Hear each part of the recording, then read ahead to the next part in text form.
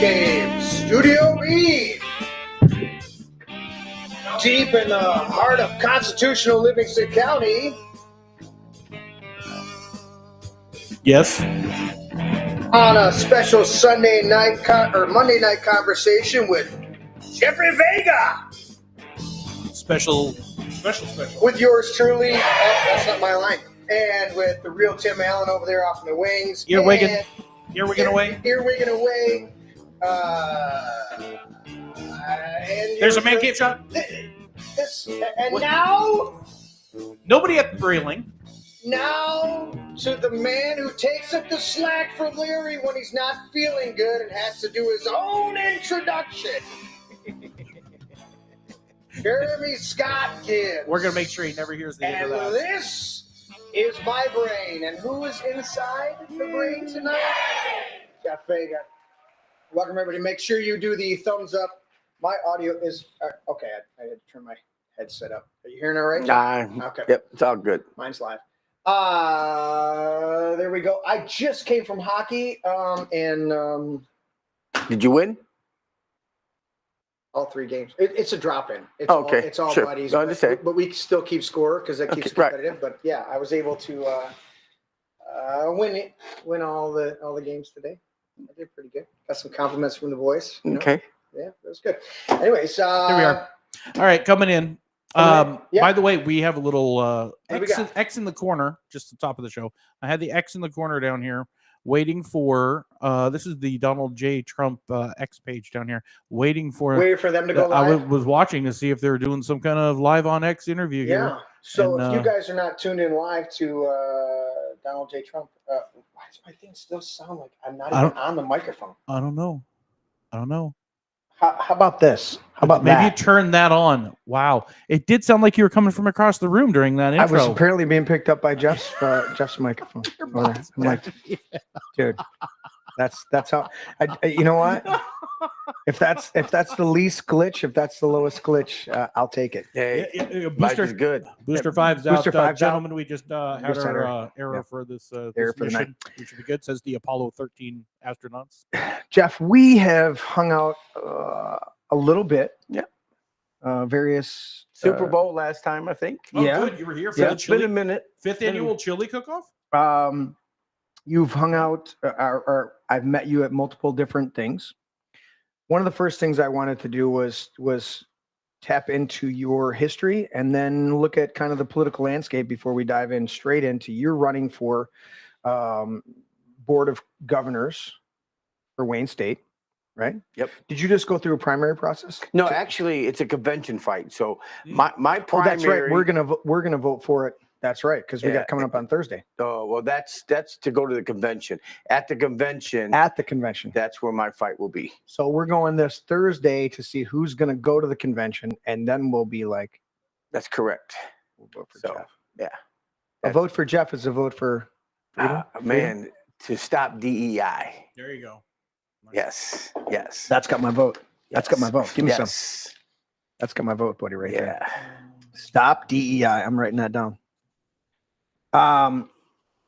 DEI, That's diversity, dudes equity, in- and inclusion. That's all. Okay, make sure. I get That's it right. yeah. We're gonna try to play it nice on the show. Anyways, so we've hung out enough. We've never sat down like this. No, never. No. I've always liked your spirit. Yeah. But I want to know your background, and I want everybody else out there to know your background. And I wanted to know. So let's start with your. Do you want to start with? Let's do this. Do you want to do a little stump statement to start us off? Do you want to do that? It's just All right, yeah. we're going to do this. I'm not one of those guys in those 5-minute stump speeches because they're all full of shit. That's for sure. Exactly. Thank you. That's your disclaimer for. That's the whole reason I checked with you so that we got that bullshit out of the way, and we're doing that. All right, let's do this, Tim. Let's go to this thing. If you're tuning in tonight and you have not heard this, Yeah, I know. Where have they been? where have you been? And I'm going to swap chairs because Why am I not? I ended up with this chair. How do I end up with this chair, Tim? I don't know. I don't know how you got. Oh, because I had 6 chairs at the table. I ended up and I with gave you the squeaky one. that chair. the one chair that I have not Go for it. squeaked. Well, I'm going to throw it down off This the balcony. is my brain. Notice. I bet you this might as well podcast. put the camera on me because the host no, is left. No, I'm on No, the no. graphic. I'm on We're the on the- graphic. yeah. I'm on a graphic. The graphic on that wall in front of you is what I'm on right now. This podcast is mostly raw and unfiltered and completely politically incorrect. We say Merry Christmas, the Christ in the Mass. We say the Pledge of Allegiance, especially the part about one nation under God. We thank our troops for their service. Thank you. Jeff, did you serve? You didn't serve, did you, Jeff? No, you no, did okay. not. Thank you all those listening. But thank who you for all served those listening. out in Radio Land. We only recognize 2 genders. One has a dangle, the other does not. Mhm. It's Yeah, just- yeah, yeah. I mean, it's pretty Greater simple. than, less than. Yes. And if you've got both, Exactly. praying for you, but That's true. That doesn't does mean you happen should one beat in a somebody million up in times. sports. Yeah, that's for sure. As adults, we enjoy adult beverages occasionally, maybe more occasionally. Just periodically. me tonight. Jeff is a teetotaler, as they would Teetotaler. say. Water. Perfect. Water guy. Fantastic. There I we love go. it. Yeah. We cuss, do not curse or swear, 3 different things. Look that Mhm. up. We love Jesus, but we hate religious and religious hypocrites. If any of this offends you, Get the you got someplace you need to be other than here. Yeah, I had somebody, just for disclaimers, somebody the other day on a previous show. Oh, the host talks too much. I wish he would shut up and let the guest talk. And I'm like, last time I checked, it says this is my brain. And maybe if you listened long enough, my job's to provoke the conversation. Exactly. And if there's a Yes. lull in it, But let me tell you, I love your disclaimer, man. I love it, man. thank you. Because you know what? Our society has gotten soft, especially the men. And it's like, man, grow upset, okay? Right, it's ridiculous. You know, hey, it is what it is. You know, Get over it. and somebody says something like that. They're like, the host talks so much. I go, then don't watch. Mm-hmm. I listen to multiple podcasts or look, Tim will come up to me and he's like, are you on the phone or are you listening to a podcast? And I have to pause Right. whatever I'm listening. While you're 'Cause working I'm around the man cave constantly all day listening long, yep. to, there's 3 things I listen to: podcasts, scripture, and documentaries. I put them in my head, Sure. put music in the room, Mhm. and work. Yeah. And I'm like, if you're offended, Jesus said it. They said, Lord, don't you know that when you said that, you offended the Pharisees? And he goes, if they were offended, it was necessary. Every once in a while, you got to provoke people a little bit to go, come on, man. Yeah.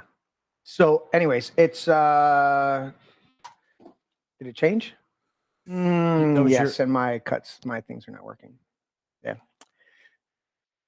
So, all right, there we go. Any other disclaimers? We're good?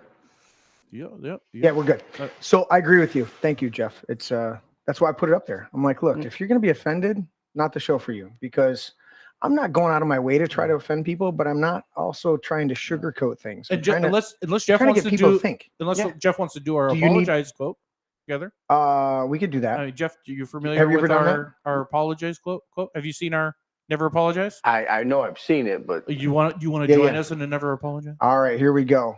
We'll finish up the disclaimers with this one. Let's jump in there. Together, gentlemen. no.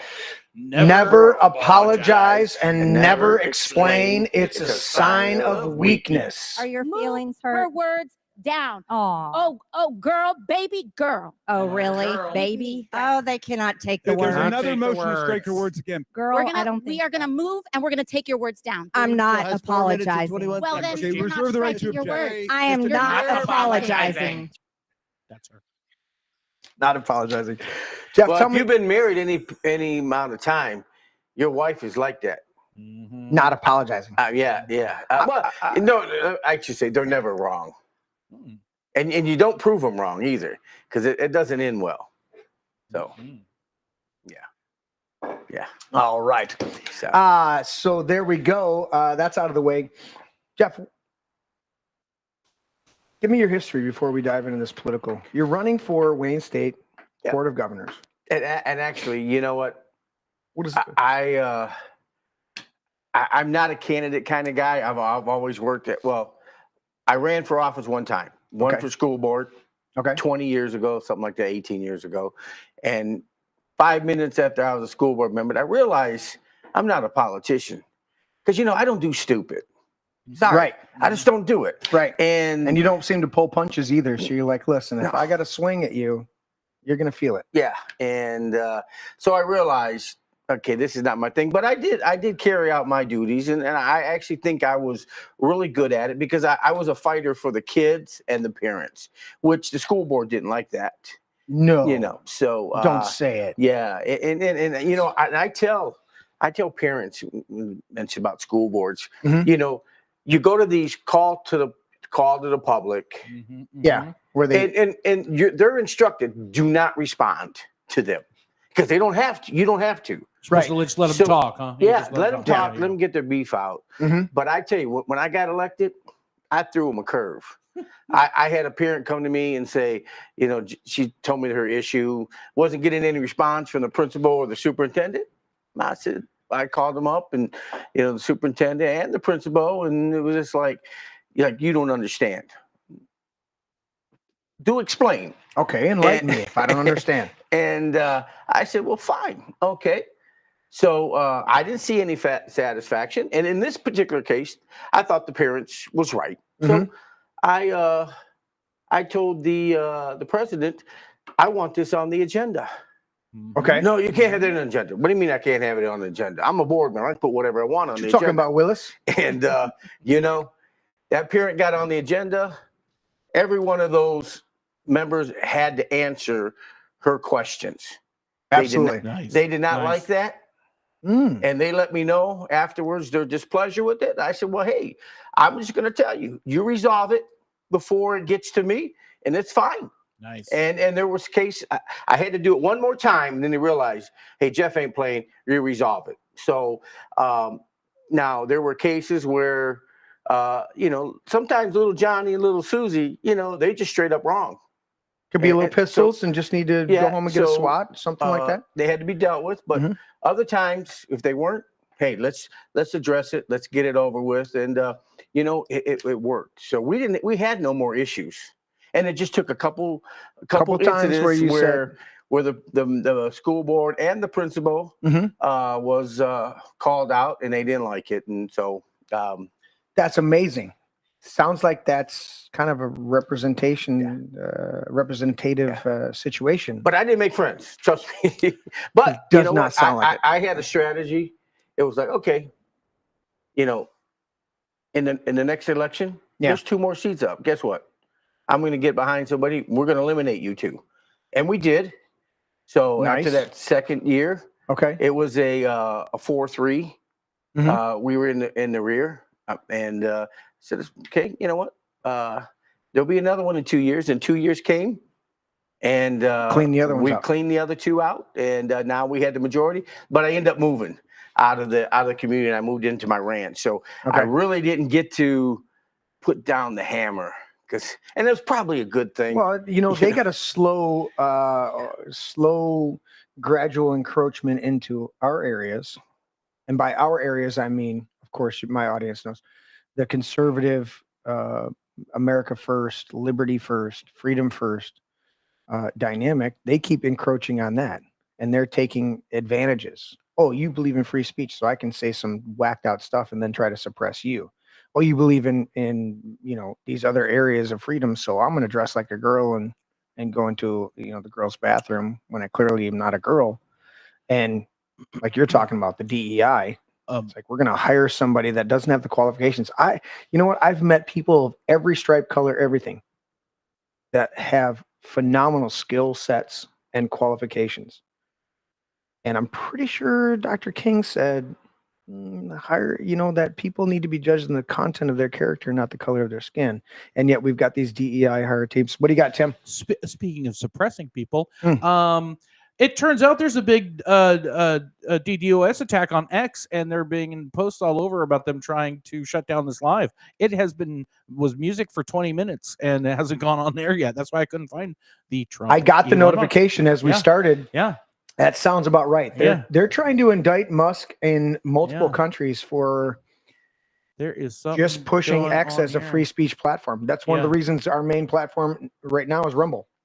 Thank God for Rumble, because Rumble. Official from Musk. There Yeah. appears to be a massive DDoS attack on X, working on shutting it down. Worst case, we'll proceed with a smaller number of live listeners and post the conversation later. Amazing. Isn't that amazing? That was dude? at 8:18. No, it doesn't surprise me. Well, and you just talked Yeah. about it being on a local Mhm. school board, and you're like, listen, we have a parent that has a redress of grievances, right? Which is a fundamental First Amendment when it applies to government, but you're elected through that electoral process. So doesn't that filter through the First Amendment dynamic of redress of grievance? You know, Sure does. and here's the parent, and you took the time to actually say they have a voice, they have a concern, we need to address it, and you had to push it, and that boggles me, or it doesn't boggle me, but it's like, really, you don't want to let a parent tell you their concerns? You know, you'll remove so many Karens out of the mix if you actually pay attention to what they have to say. Because you know what? I've sat with so many people that had good grievances and bad grievances. And generally, if you entertain them both, it'll resolve. Generally, the bad grievance people will realize they're way off the mark. The good grievance people, it'll filter through and things will get changed and fixed. You know, I think the big reason why is for so long, parents were not engaged in what was going on. Because I remember true. growing up, Yeah. my parents, they weren't involved with PTA or anything. Right. And I can't even remember if there really was. Mhm. Now, mind you, I was going back when Moses had the tablets and shit Yeah, like well, that. But, well, you know, not quite old as Gen Larry and Xers, Mr. Coffee, but you know. I get it. I'm Yeah. with you. Gen Xers were known for being latchkey kids. I mean, we ran around and did whatever, drank out of hoses, played outside till dark, you know.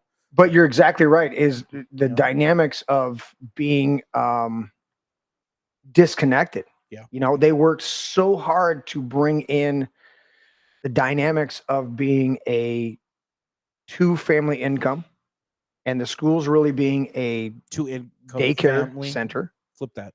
What'd I say? 2-family income. What'd I say? 2-family income is what you said. You meant 2-income family.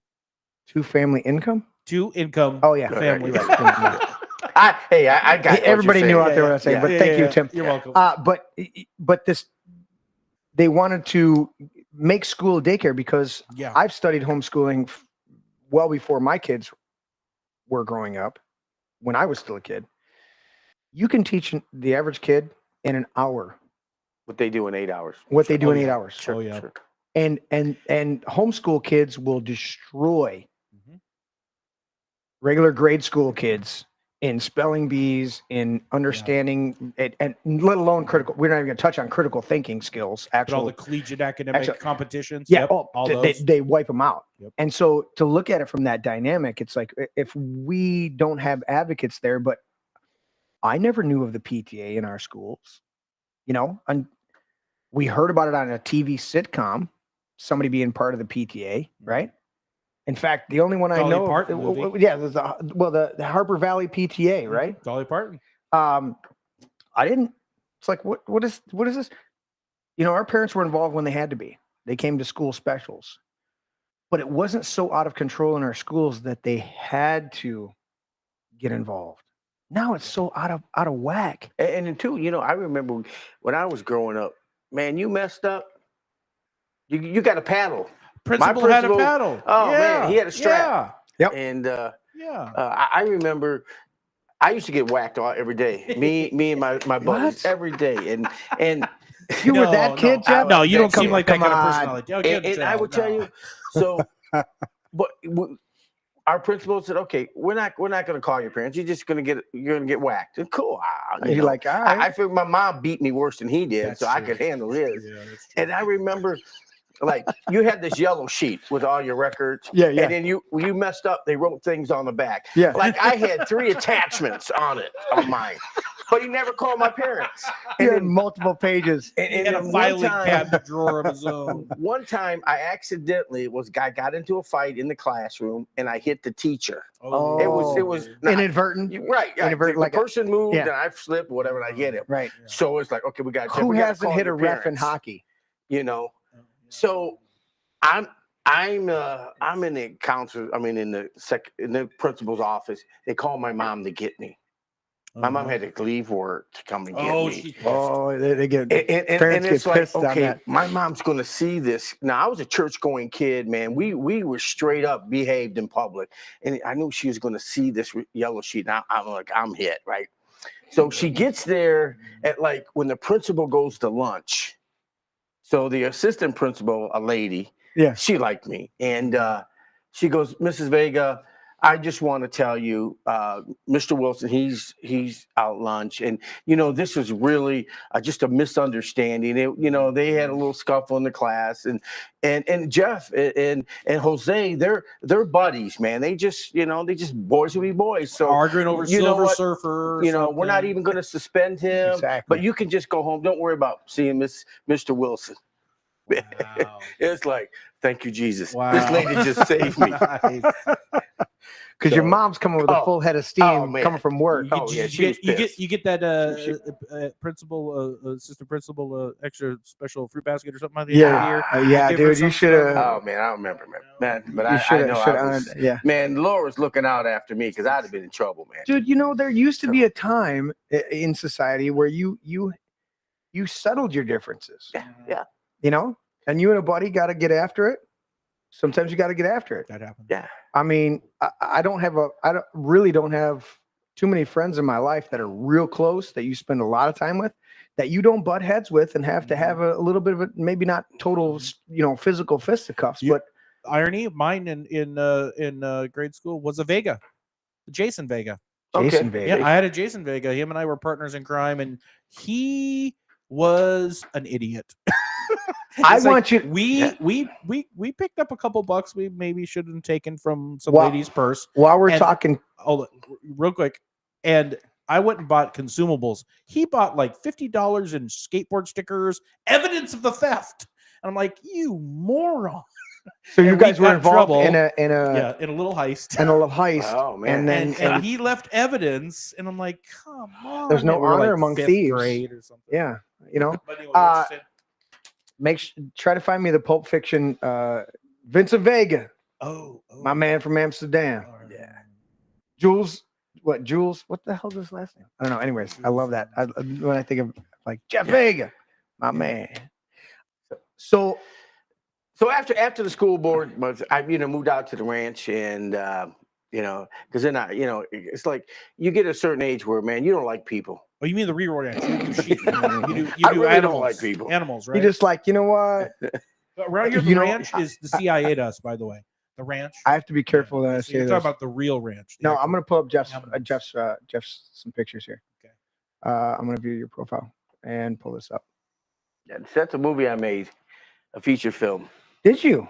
Yep, it's called Broken Vessel, based upon a true story. I was in the home care business, transportation, Okay. and this young lady in Brighton, she got into a car accident, had a brain injury, Mhm. and she just struggled to get back. She was a drug addict, and she ended up I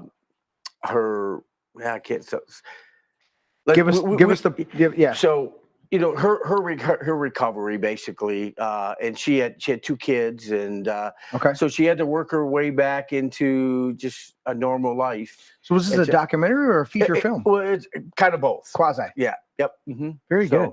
Yeah, and I know we've talked about doing some collaboration on some stuff. Yeah. But it hasn't come to fruition yet. But with what we're doing here in the studio, we may have to do that. So Jeff, well, here's a great picture. Yeah. Yeah, You're, that was just a couple weeks ago. Yeah. My oldest boy, he got married, so it's my lovely bride, and that's his bride. Awesome. So, yeah. Awesome. And, No, I saw that. And then you do. I'm going to scroll down and see what pops up. Oh, wait, what's that? Let's see. Oh, I saw the thumbs up is what I saw of me, and I thought there was something that was doing it. So I'm going to scroll down. I had the Pulp Fiction Uh, scene right here. You got it? So that picture right there. Yeah. So my son and my grandson, they're the ones kneeling down. Yeah. They work for Major League Baseball. They're contractors. They go across the country videoing, Okay. and they were in California last fall. I think it was last fall, or yeah, something like that. What are Anyways, those? Are those yellow? I don't snapper? know. So they were videoing the top 100 high school baseball players in America. Okay. And the one kid on the back, on the left, standing up, with the hat leaning on. The one with the one with the ball cap. Yep. The Tigers drafted him number 1. Wow. Yeah. So they were on the boat together fishing, and he's the Tigers' number 1 pick. So that was cool. Yeah. And then he actually 2 years ago videoed and actually they have him train these kids on how to do interviews, because they're high schoolers. Yeah. The number 1 kid who was drafted number 1, I think he's from Louisiana. Okay. Big old I think he's a southpaw, but yeah. Okay. So he's Lefties are cool. yeah. But the fact that he's out there, interviewing and videoing awesome. these potential, And that's a huge thing for the young kids that are all of a sudden thrust in the limelight because they have a talent and a skill. They don't always have that video presence or know how to be articulate and not say something off the cuff, but you don't want them to be disingenuous, but you do want them to be rehearsed. Yes. You do want them to know at least a channel or a dynamic that they're going to be involved in. It's like, don't go off. Just stay. Here's your place. Stay right here. kind of like Hitch. Just stay that right here. movie, This yeah, is where you live, That's right it, here. yeah, It's like, don't Yeah. veer over here. And that's why you get a little bit of the dynamic of them being a little bit canned responses. But the reality is those canned responses are for a reason, because people at 18, 19 years old, you're thrust into being drafted by a major league team. You got potentially millions of dollars. You On got the to line. you got to maintain your One thing you body. say, And one thing can derail your career there's two huge things for anybody in those sports that can derail their life. An injury, number one, and something stupid that they say can derail an entire career. And then with this woke agenda, if you say something contrary to the woke agenda, they'll crucify you. Oh, they will tear you up. I'm just scrolling down through these. Anything you're seeing it. So that was you guys. Yep. So that's one of my clients. They're my oldest client. I have a black car service.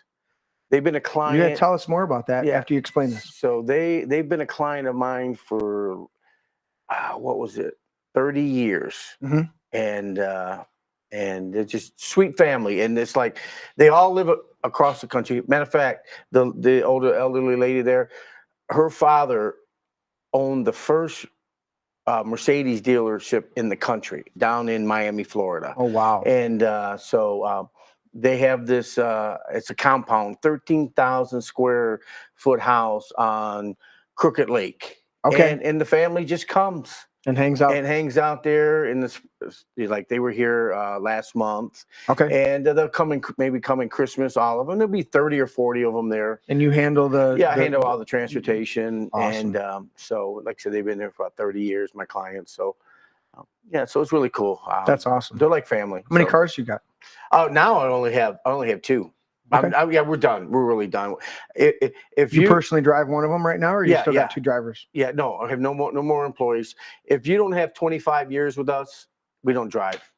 Oh wow. Yeah, we're done. How big did you? So at one time we had 12 cars. 12 cars. 12 cars. Yeah. And you're talking what stretch Lincolns? You know what? After I think it was. When was it? I think about, because you're not talking limos, but no, not anymore. You're talking stretch town cars. We had companies in 4 different cities. We had limos, we had cars, sedans. So you had the whole And then after we sold our companies, and in Brighton, there really is not a demand for limos in Brighton. Right. So it's not huge. Yeah. So we just had the black cars, and we had a big 15 passenger van. But nice. So I love it. And then after COVID hit, killed everything, and we just like we're done. Yeah, we're done. So and like so, you got 25 years, right? We'll still transport because they're all snowbirds. So is that kind of the underwriting dynamic? Just taking care of the clients that have been around for a long time. That's kind of underwrites some of the other stuff, but you're doing the ranch. Yeah, the ranch is. I'm kind of really like semi-retired. Well, that's what I was trying to get to was some of the ranch you'll stuff. See nothing. Well, this is about the closest thing political you'll see on my on my page. Okay. I don't put political stuff on there because I was in the film business. 90% of the people on my page are leftist film people. And it's like, and it was kind of interesting because they knew me. Mhm. I was the only good Republican that they knew or they liked. And I said, the only reason why is because you don't know any other ones. We're Right. all good people. If you got to know them. Yeah. And, but this guy, he's the president or going to be the incoming president to Dominican Republic.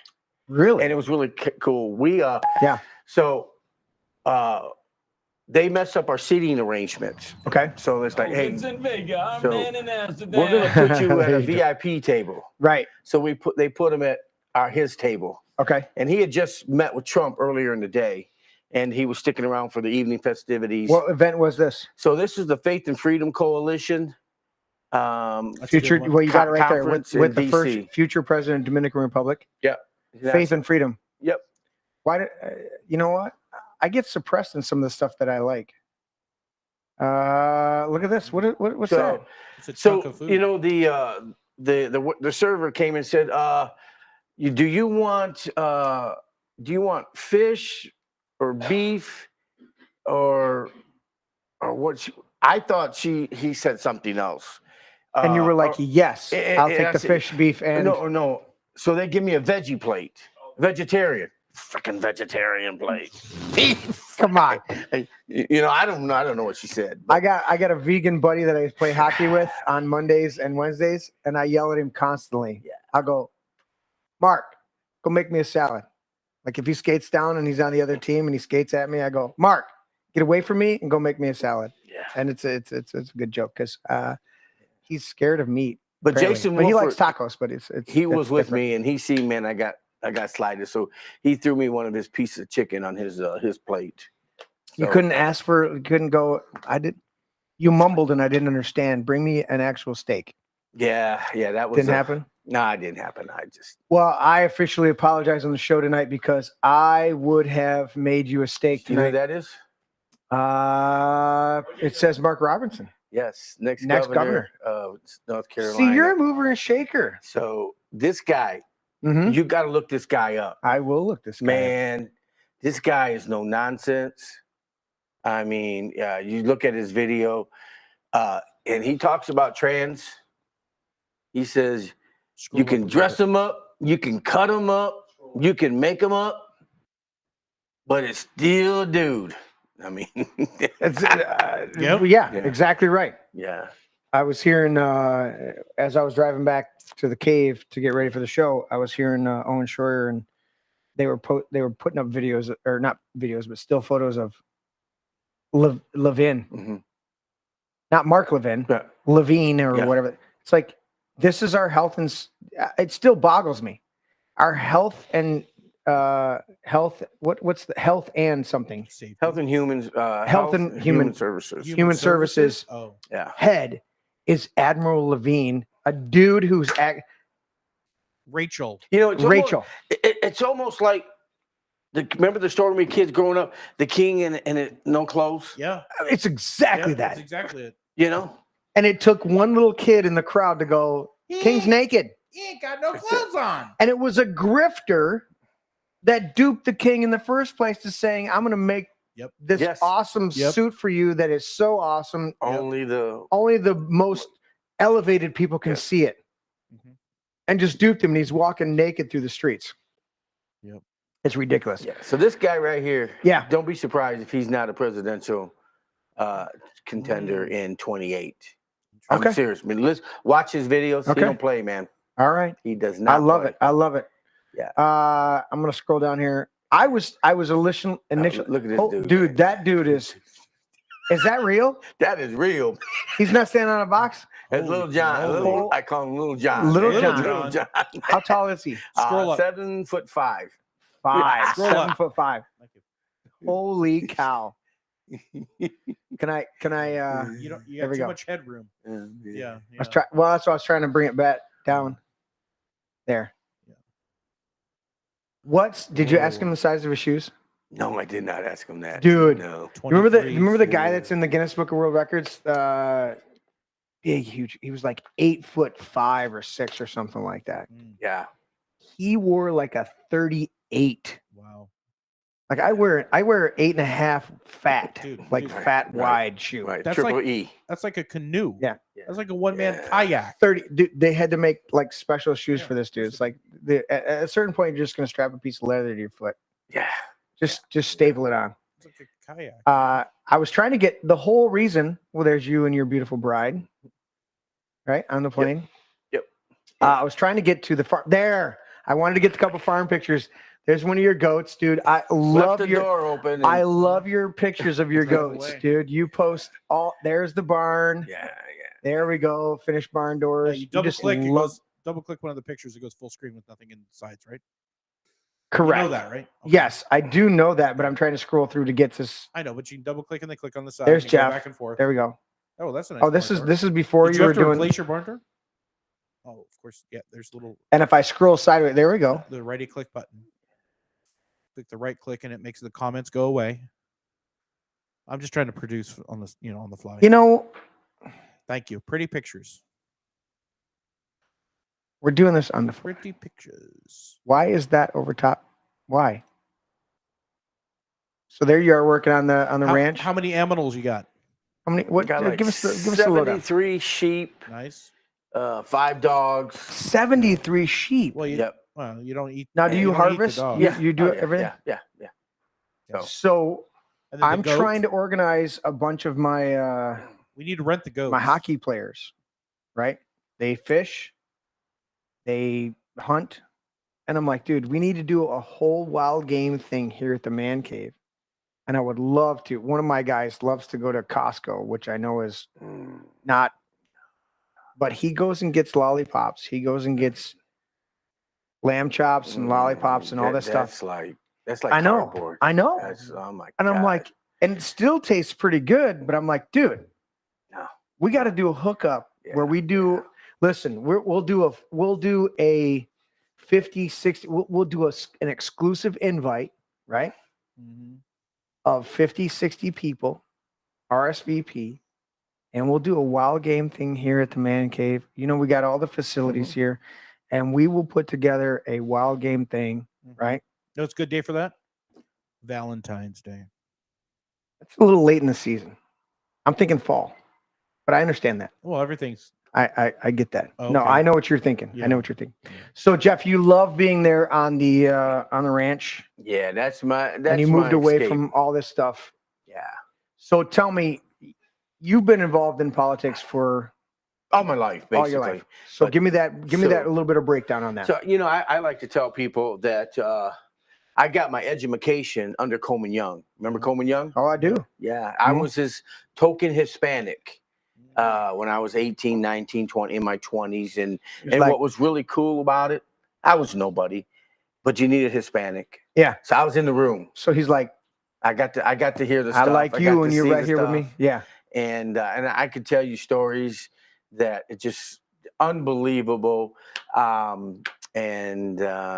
But I got my education, and one thing I learned from him, and people say he was really racist, but you know what? No, What? there probably was because of the era he grew up in. Yeah. But for him, it was about power and money. Okay. And in that time in Detroit, he needed to be racist to keep control Understood. because the majority of his base came from the South. Mhm. And the black and white Fawcett's, bad. Absolutely. That was legit. So that was his base, and he needed them. And then him and I don't know if you remember Bill Bonds. 100%. Those two, His voiceovers were those legendary. two made a career out of hating each other. absolutely. We hear now, like when you drop the F-bomb on your people get spazzed out. Oh yeah, they Coleman freaked the fuck Young out. and Bill Bonds were dropping F-bombs in the 60s and 70s to each other. Absolutely. And here's the thing. They didn't hate each other. No, It was all a game, man. it was all fun. And because Bill Bonds was, Bill Bonds was, he was the Tucker Carlson of Oh, that really? of that of that age. day. Yeah, I mean, he here was in an Michigan. icon. Yeah. And What do you call play-by-play for the Tigers or somebody? No, Bill No. Bonds. He was a Channel 7 News. Channel 7 caster. News. He was a mover and shaker, but he also did voiceovers for a lot of commercials, a lot of different events, stuff like that. I would hear him go, "This is Bill Bonds for so and so appliance store." You know, I'm like, "All right," you know. But it's interesting to me when you talk about Coleman Young. I think of it as they were less racist to me in my mind. The term is racist, right? Mm-hmm. But really, what it was is this dynamic of I have to lean towards this in order to engender my people and keep them in here. But when you meet them, they're really not. They're using it more as a position than they are ever being actually angry or against people. They're there. So in the it's corner. like, huh? Got their pictures in the corner side by side. Okay. But this dynamic of being a racist, I never saw it as me personally. My take was it was never really racist. It was, how do I capitalize on influencing my people as well as reaching out in certain dynamics? I've been in at multiple black churches. I walk in there. Okay. But let me say this though Bill and Coleman, they had this make believe hatred for each other. Yeah. Coleman But was mayor, in, right? in the city, there was civil unrest. 100%. And so 100%. the people bought into that, and And of course that's the fallout. yeah, you remember the '67 riots, Absolutely. stuff like that. That was like, I remember, I was like 9 years old, and right around the corner from my house was Fort and Greene Police Station. Yeah. Literally seen tanks and soldiers, Right. and it was like no joke stuff, man. So I mean, it was real. Absolutely. But that's all I was saying about that is I've seen so many times where that race dynamic is very superficial, but then when you get to know people, Well, a perfect example. I walk into churches down in Detroit. There are multiple churches that I've been connected with in Detroit. I'm a beige. They call me the beige Negro. They love me down there, and I'm like, okay. So you realize that when you get to know people, all of that pretense drops off. Exactly. But if you don't know people, and that's what I was going to say about Bill Bonds is. It's more of a suspicion of people they don't know than it is an actual racism towards a certain demographic. Coleman Young had to be suspicious of people he didn't know. He knew you, brought you into that circle. You were the token Latino, but at the same time, he knew you. No, he didn't. No, But he knew you enough to think you were safe. Yeah. To be part of what was going on. I was a good That's all I'm pawn. saying is it's less about the individual race dynamic. No, it really wasn't. No. It's more about just being suspicious of people in general, and it's easy to go, not the same color, easy to ascribe suspicion. What were you going to say? I was going to say, now, I mean, it's a cottage industry. Mhm.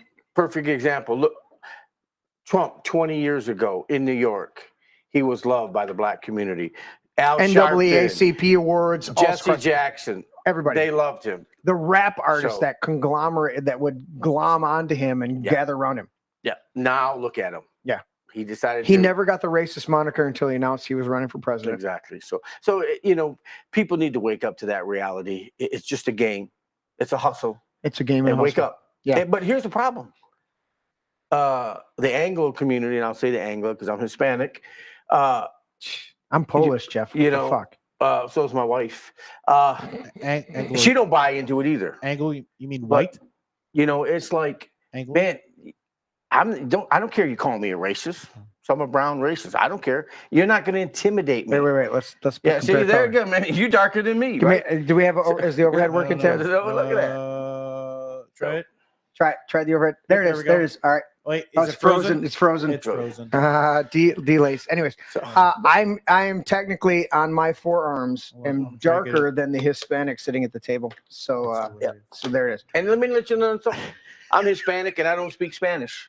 No habla español. No habla español. You know, my grandfather came here 100 years There you ago. go. There you go. There you go. You're And, up. Here we go, and here we go. he said, Here we go. Yeah, you're right. Look at that. Oh, look at that. Yeah. Carpenter tan versus working on the ranch, Yeah. which I expect you to be a little better working on the ranch. You know, I've been slacking. Lately. Hanging with the it goats and indoor the ranch? sheep. Been slacking. So You know, So. it's just stupid. You got a big sombrero, just covering Yeah. up, keeping you shaded. yeah. No, I don't put nothing on my head, man. No, dude, I love it. I can't be. I love was that hair. like, two people were like, "Who's Jeff Vega?" I'm like, "You've met him. He's got the spiky hair, Yeah. round face." I was like, "They're like, I probably have." I'm like, "Dude, he's been here to parties. You We've hung out with him." shout out to your barber. Yeah, exactly. Who's your barber? I got to touch back into chat. Joni Jojo chimed in and said, yeah. "Good evening, all.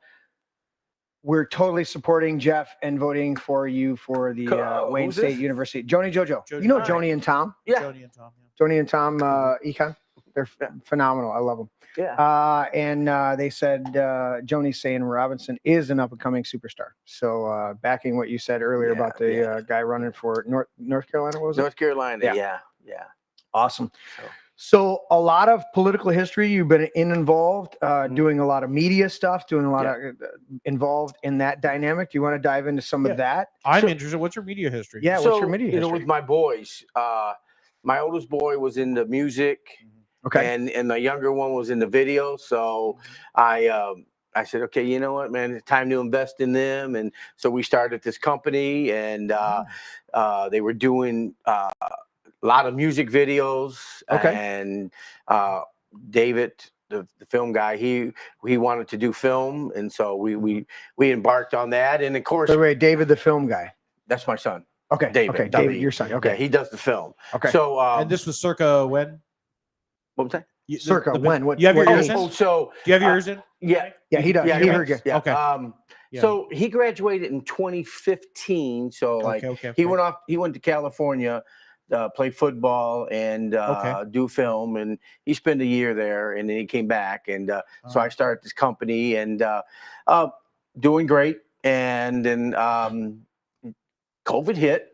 Yep. Changed everything. Yep. So you went from And- 15 into 2020, 2019, 2020. Yeah, that film you've seen on the on the Facebook. on Yeah. Facebook, that was Yeah. in 2018.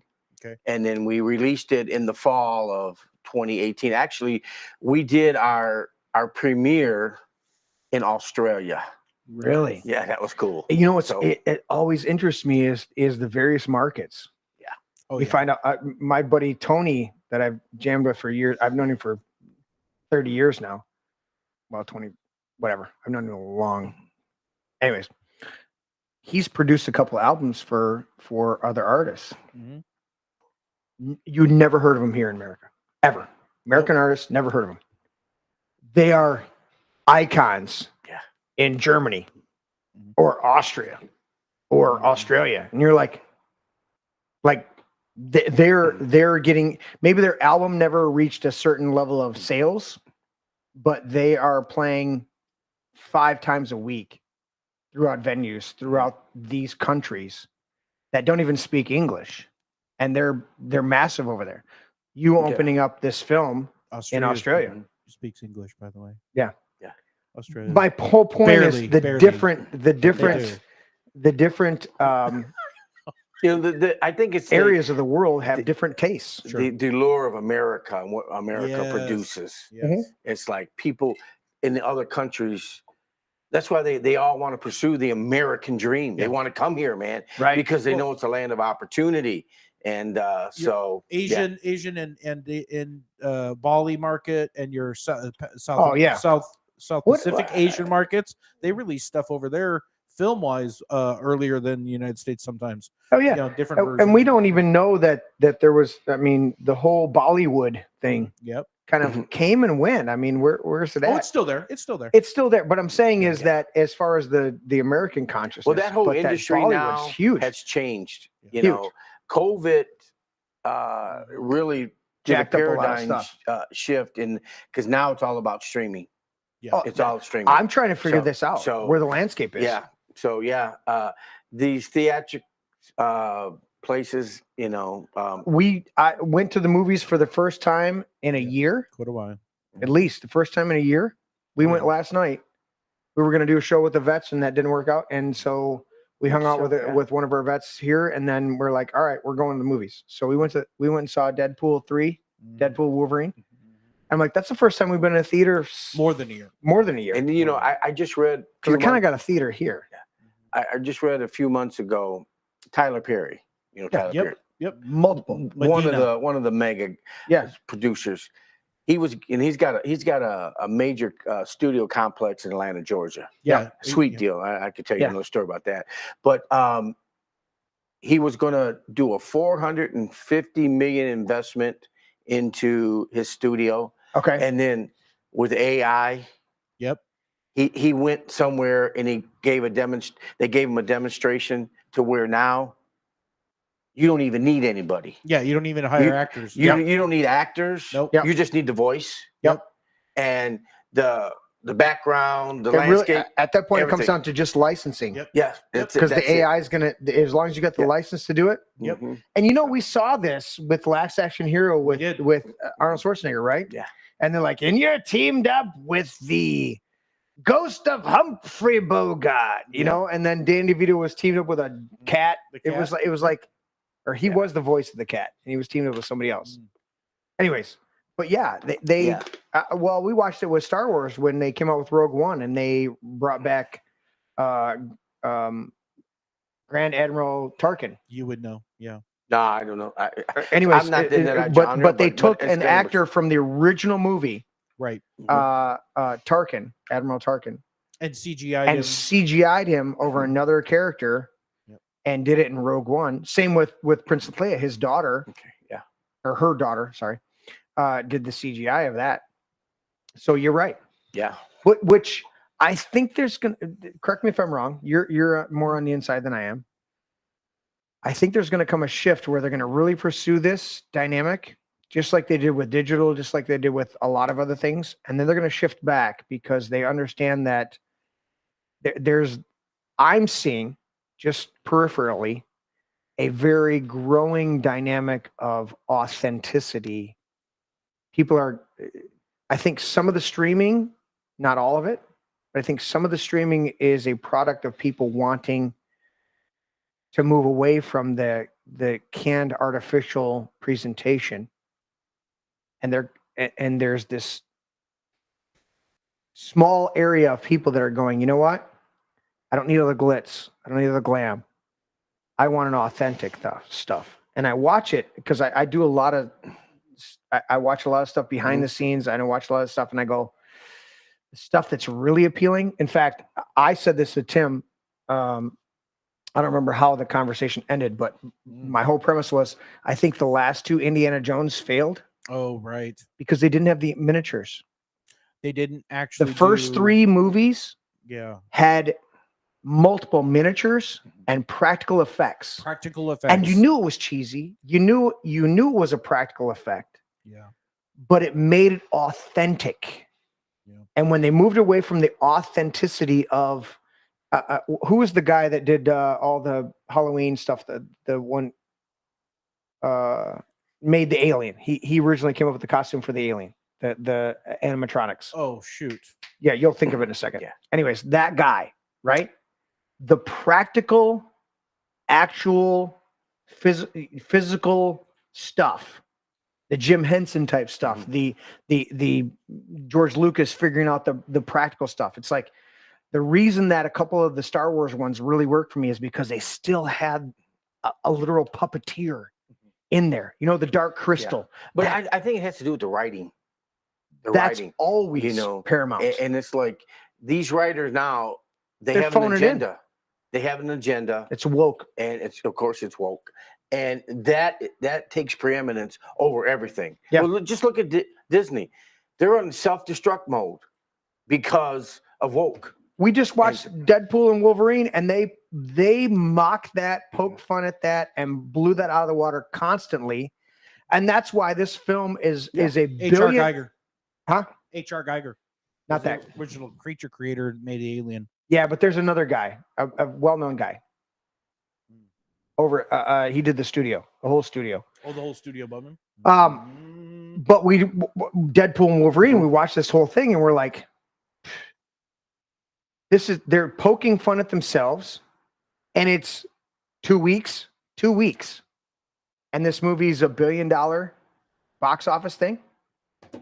You got movies, you know what? You've been better off taking the hundreds of $1 millions you invest in movies and put it in the stock market and letting it mature.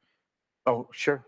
But you see, the trap of being a producer of a hit, a movie, is a lure of investors, man. Oh yeah, yeah, And yeah. You want to put that little statue on the mantle and go, I did that. Yeah. So we got more to talk about that, Jeff. But anyway, I got more goodies. Yeah. So along with doing that, I told my boys, you got to do politics because you got to have an impact in the culture. So we would do. So you got one in music, and you got one in cinema.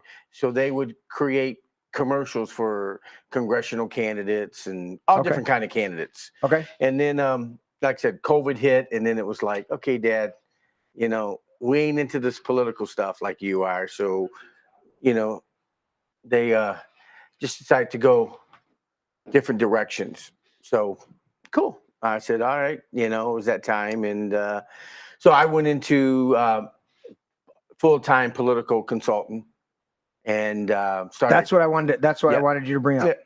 Yep. So I started managing races. I mean, I've always volunteered and worked on campaigns. And then 2018, it's like, okay, our side, we have a bunch of stupid people running campaigns. They're very. Explain it to me, and I'll give you my take. Go ahead. So, stupid people. They're stuck in the 70s, basically. This is how it's worked. This is how it's always worked. Let's continue. So the strategy is the sticking point. Nothing new. So nothing new. How about the egos? How about the dynamics they play into the sticking points, right? Well, I wouldn't say it's ego. Now you're talking money. There's a lot of money to, for example, you run a congressional race, you're getting 25% right off the top from these candidates, for video production, marketing, advertisement, stuff I should say up to 25%. Okay. And it's a big money thing. And I will tell you, and we look at every one of our congressional candidates and the senatorial candidates. Who runs their campaigns? DC people. Because they come in here. They tell you, we can take you to the next level. We got you. We got you covered. We got the plan. Here's what we're going to do. And they don't worry about their wins and losses. And actually, they like a loss because when that congressional seat loses, guess what? Now they can ramp up, and we're going to get you in next. In 2 years, cycle, there's somebody else. Now, with some of these consultants, this cycle they're in Michigan. Next cycle they'll be in Arizona. Those people in Arizona, they'll be in Michigan. They just, I watched the amount of just the amount of signs, let alone the emails and the text messages and all this stuff. Just the amount of signs here in Livingston County for the 50th. Oh yeah, that was a good race. I'm like, the amount of money that was spent for just the signage. I didn't say it to anybody, but I was like, why are we not why don't we put together a printing service? Because I worked at a sign shop. the people that print out the signs, do the flyers, do the pamphlets, do all that stuff, they're not losing out.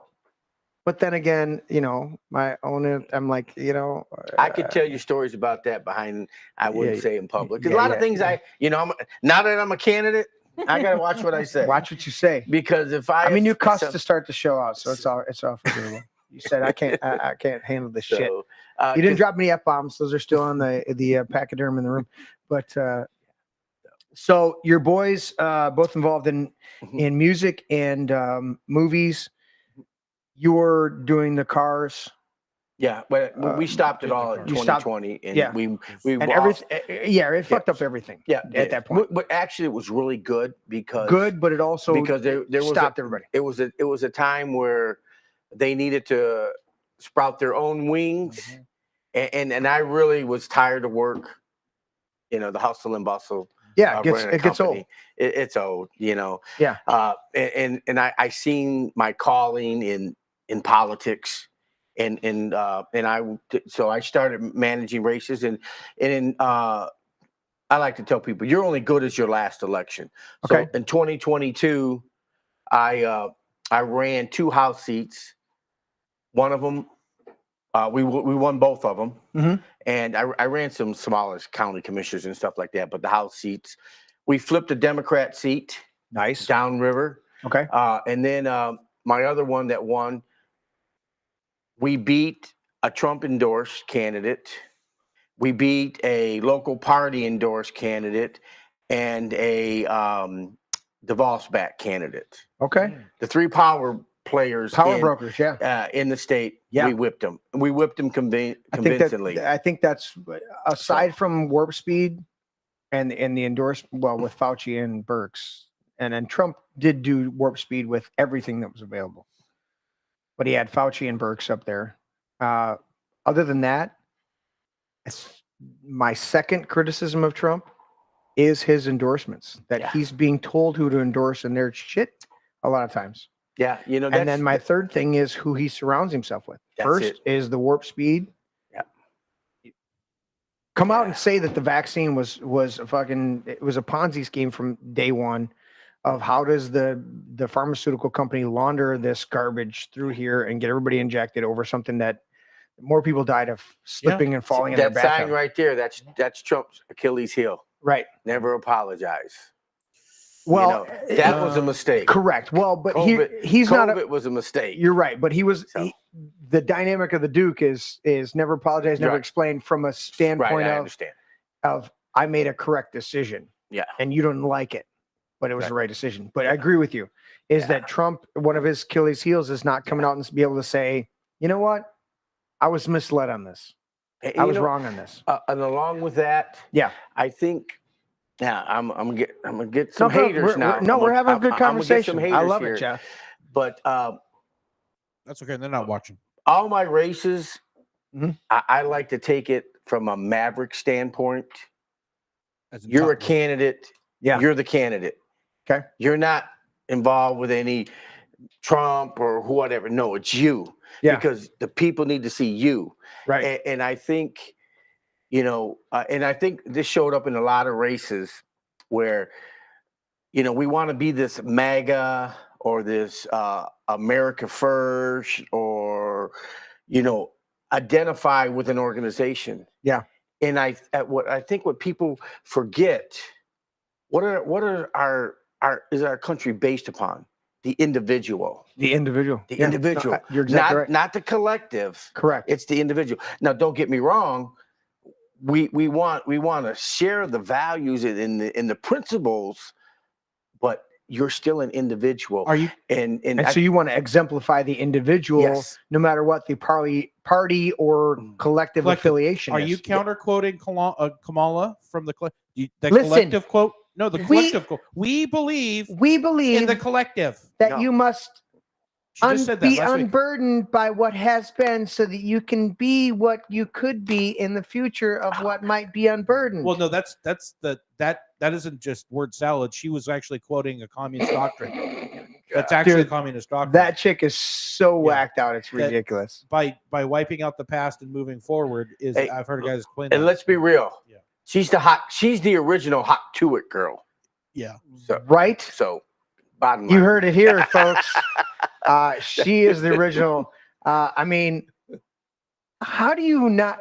Could we script this? Could we do this as a movie? Listen, you have a candidate that rises to the place of being the vice president through DEI pick. DEI pick. Not only a DEI pick, but also the safest. Listen, if I'm the shittiest candidate, I want to pick somebody worse than me, so that they don't want to get rid of me because they're left with that person.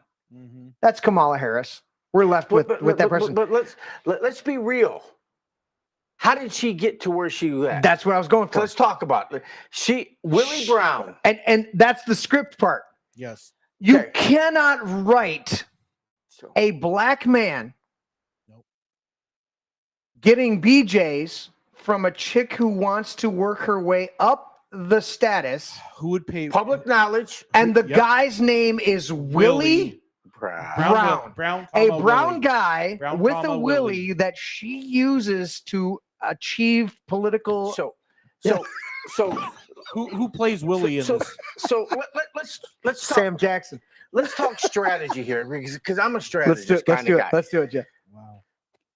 What is Trump's number one group weakness when they talk about demographics? That they use against him? That he has trouble gaining the vote Oh, for gaining. Tell me. suburban women. Suburban women. It's Correct. soccer moms. Yeah, because Okay. it's not blacks and it's not Latinos. Suburban women. It's yeah. Now,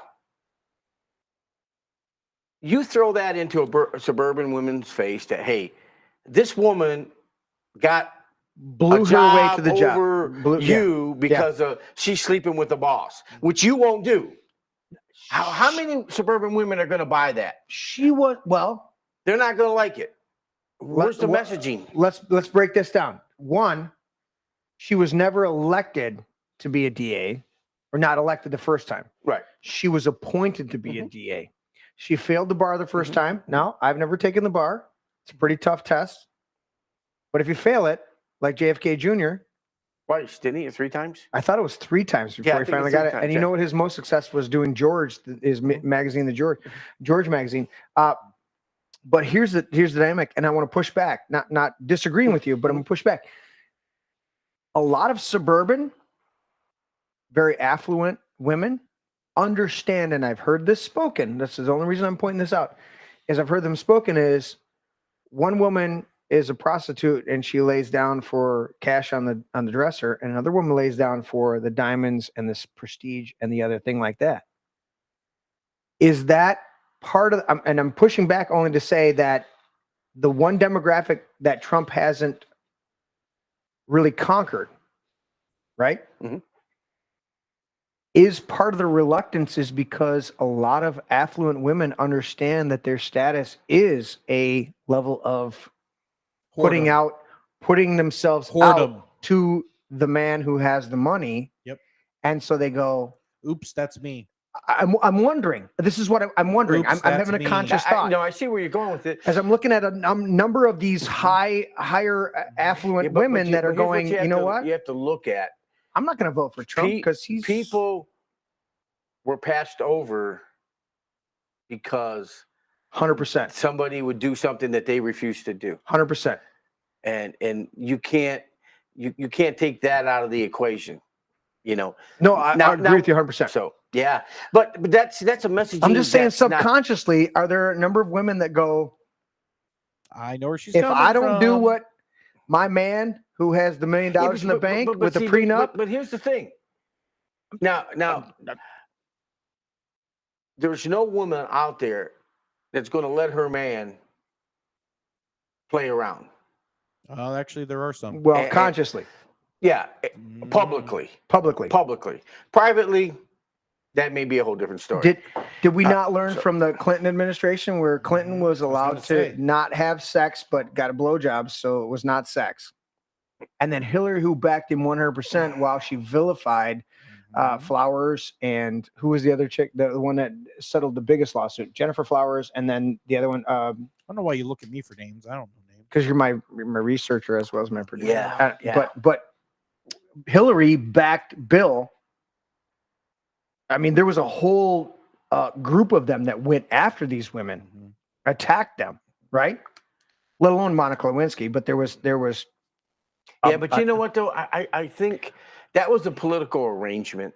I think somewhere the down marriage the road, was, yes, 100%, I think somewhere down the road she says correct, he's going to be who he is, 100%. and I'm going to ride that. I'm storm. agreeing with you 100%. I'm just yeah, saying yeah, that I'm pointing out that I think there's some very affluent housewives that learned the lesson of the mafia, the Clintons, and a number of things is you're the wife, you're the one that's out front, you stand by your man, and if he's got a side chick and he wants to do all this other stuff, Yeah, but see, I think you're dealing with a different level of a woman. I don't know. So now we're going into territory. I don't know. But I'm just They're not I'm women. agreeing with you. How I'm does talking Trump about tackle that when he's the working in the career minded woman who's that's a different trying, dynamic. That's a different who's dynamic. trying to make a name for herself. Yeah. And she's doing everything right.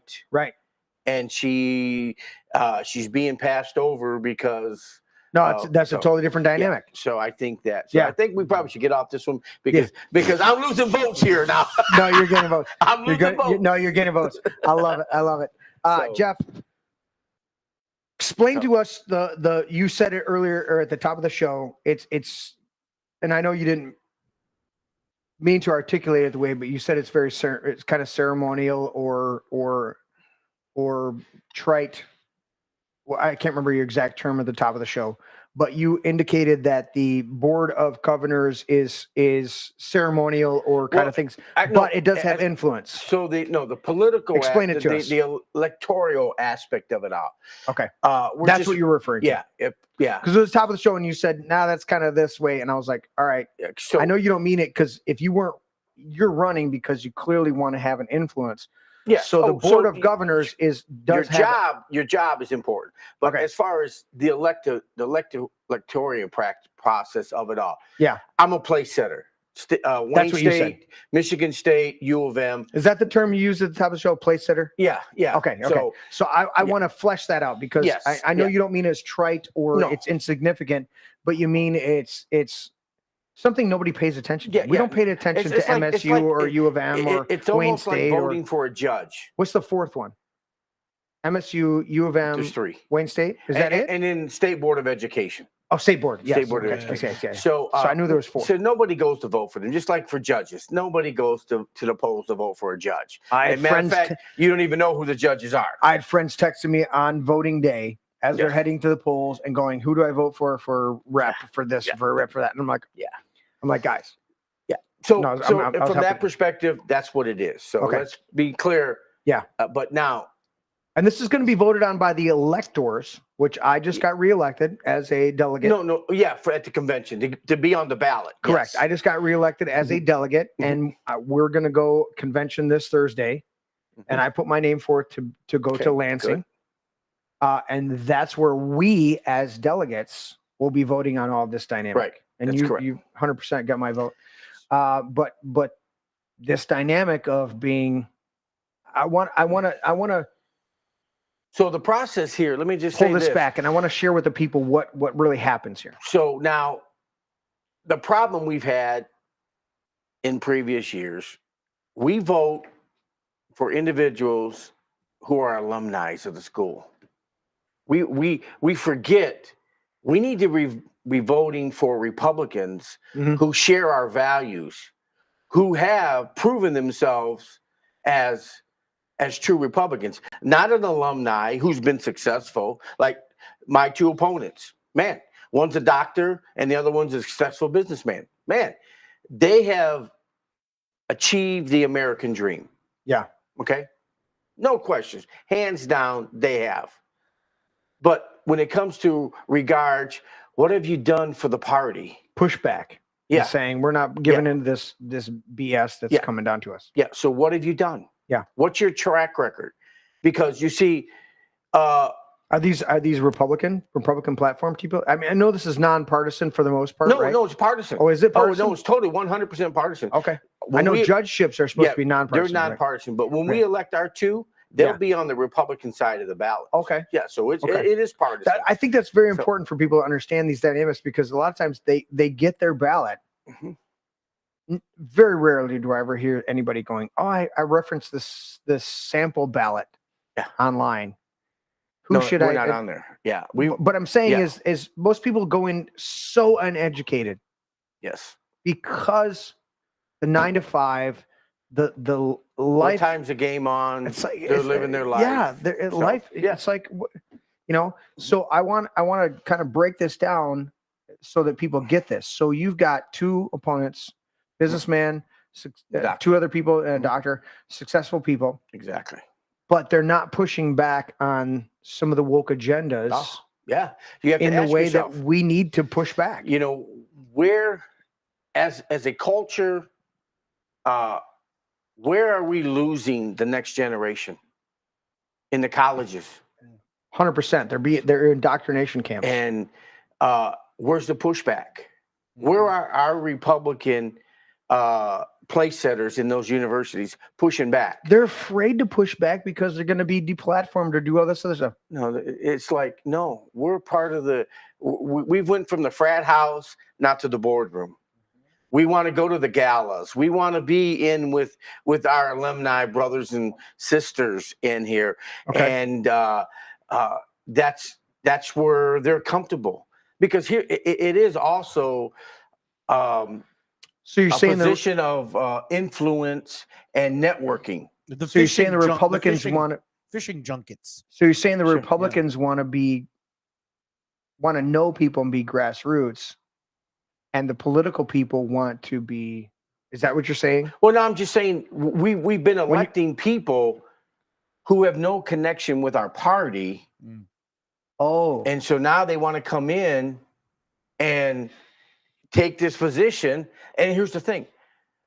You don't get paid. okay. So it's a status. Yeah. So Okay. would you want to, in your life, want to be hobnobbing with alumni from U of M or Michigan State or anything? I mean, No, let's be real. that's not a big deal. No. But now you're in the business world, or you're a doctor working at Wayne State as a professor, whatever.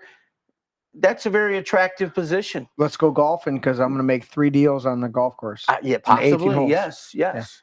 Meanwhile, the kids are being indoctrinated with DEI, and what really just kind of give me a passion for it was I had a mom tell me, I send my daughter to Wayne State. Yeah. And she graduated. She won't speak to me because I'm a Republican. Mm-hmm. See, now that's the shit that gets me fired up. Nothing cult, man. So They've been so indoctrinated Yeah. that I go, where's the pushback? where's the pushback? Where's the pushback? And for example, when Charlie Kirk or one of those organizations Yep, try yep. to go on campus, Yep. Right. Turning point. Yep. they Yeah. get vilified, they get protested against, Yeah. and the universities say, you know what? Because you're causing disruption, we've got to charge you more. We got to do this and that. It's like, Come on. bullshit. No, somebody on that board, Yeah. should say, hey, you know what? This It's is the woke people the in our woke- universities, the LGB, the mafia warriors, Yeah. that don't want free speech. Yep. They only want their free speech. They are causing the problem. The alphabet Not- mafia rises yes. up and you go, Not the conservative groups. Yeah. So no, if they cause a disruption, they should be the ones who pay the consequence for it. 100%. But nobody's on the board saying that. And that's where you, And that's where I'll be. that's where you I'll wanna be. And here's the thing. You know what? And as far as I'm concerned, 2 of us are going to make it. So Yeah. There's 2 seats. So 2 right. seats, 3 So- candidates. yeah, right. So 2 of us going. So as it's my assessment. All I'm right. voting for you and So- the business owner. Yeah. So hey, pick the guy. I don't know about the doctor. Pick the guy who's going to do very well in the boardroom. I'm Right. cool with that. Because you know what? I could care less. I want to be out there reaching the students. You're going to be the one that So- goes, we got some parents here that are paying a huge tuition for their kids to come here. And they've got some concerns. Well, And they want you to answer them. No, I want to make Just like sure. you did a local school board. You know, one of the things I'm doing now is working with the college Republicans to get a chapter going strong there, and Turning Point USA to get a chapter in there. Turning Point's And- been huge. Yes, and it's like, Yeah. okay, I will fight for you guys. Yeah. To make sure that you're not harassed and that you are not discriminated against. Yep. So That's the amazing thing is we don't want people to agree with us. No. I don't give a shit whether you agree with me. But at least hear me, because I'm going to take the time to sit and listen to you. I've had people criticize me. The host talks too much. I go, you don't know the amount of time that I sit and listen to people. You already said that, by the way.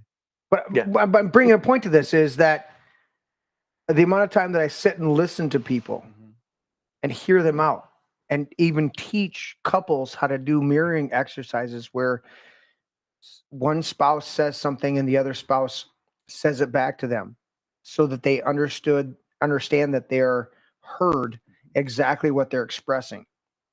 And you have dynamics within our community where people are saying things and they're either shouting over people, which is a lot of the DEI, That's what they do. a lot of the alphabet mafia. They're just shouting over people. They don't want to be heard. They want to dominate. Mhm. And then you've got other people that are taking the time to listen and are trying to be accommodating, but are being drowned out by this woke bullshit. Because I'm actually listening. I actually heard what you said. But what you said was not Bullshit. really, it was bullshit. It was not That's it. coherent. Right. So Yeah. I heard you. I fully acknowledge you, but what you had to say does not foster true constructive criticism or Conversation. You like conversation. to use a dialogue. I love Charlie Kirk when he mentions he asks the person's name after they've fired some question at him. Yeah. So what's your name? Trying to keep it on a personal 100%. personal basis. And he says, and actually he gets his hat ripped off and some chick runs away with his hat or something. Yeah. And he says, no, don't chase her. No. When we stop talking is when bad things happen, is what he says. Your marriage, you stop talking, divorces happen. And in society, you stop talking and wars happen, 100%. So, when you stop talking. Here's bad what we things got to happen. realize. They just tried to assassinate our party leader. He took a bullet to the head. Dude. Okay. And he's been telling us they really want you, but they're coming after me first. 100%. Right. Okay. So they're not our friends. The opposing party they are has our a woman enemies. at their forefront And- that's never received a single vote. So let me say this, and I tell this everywhere I go because I'm not here to make friends. I tell people I'm doing short time. So hey, the Democrat Party is the party of Satan. Okay, you got that? It's the The- devil. The education system is the youth ministry of the devil. There you go. Yeah. And until we realize that, Wait, I want to pull that. Say that again, Jeff. I want to pull that clip. Say that statement again. the public education is the youth ministry of Satan. I want to clip that and put that on X. Yes. No, that's 100%. I've never heard it said that way. I agree with you 100%. I've heard it said in different. Is exactly right. It is the youth ministry. They're trying to destroy the youth. Yes. And until we stand up and say, stop. Yeah. No more. No mas, as Roberto Duran said. Joni Jojo said, our son and future DIL. Oh, I think their daughter-in-law.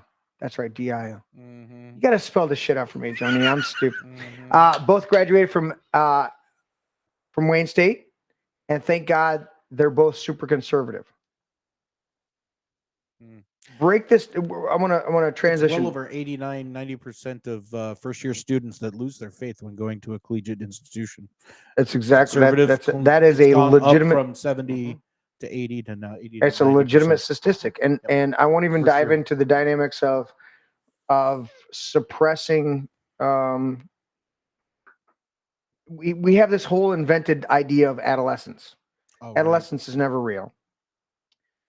There is infancy, there's childhood, there's adulthood. Most societies, you had a rite of passage. In the Latino community, it's quinceañera or Quinceañera. For the young ladies. And in the Jewish community, it was bar mitzvah or bat mitzvah. In other societies, they have different names for it. But literally, when you're 12 or 13, you hit puberty, you are accepted and you go through a rite of passage ceremony. You're recognized in the community as being an adult, but an immature adult, but at least an adult with expectations and rights, and they appreciate you so. We both are believers who trust in Lord Jesus Christ. Mary was pregnant, gave birth at 16. Today, out of wedlock, of course, she was betrothed to Joseph, but out of wedlock, we would have, there would have been a whole bunch of aspersions. Well, I think now Well, it's we've celebrated. shifted. I think our generation, we've shifted. growing up, it We've was shifted. taboo. But the whole dynamic is that we've discounted this idea of youth having what we've done is we first discounted youth as having the ability to be mature, and then we've marginalized them to the point that they acquiesce to being immature. First, we discount that they could be immature or could be mature, and then we condition them to be immature. And now we've got 20-somethings, even 30-somethings, who have such an arrested development within themselves that they don't know how to be mature. Right? They've been raised on video games and the nanny state to the point that they, at 30 years old, they can barely function as true adults. That carries on huge. It's multiple minds that have been told you're just a kid at 16, 17, 18 years old. You can go to war at 18, can't have a drink at 21. All of these dynamics play into the psyche of our youth and really, quite frankly, fuck them up. To where they enter college, they enter the workforce, and they are extremely immature.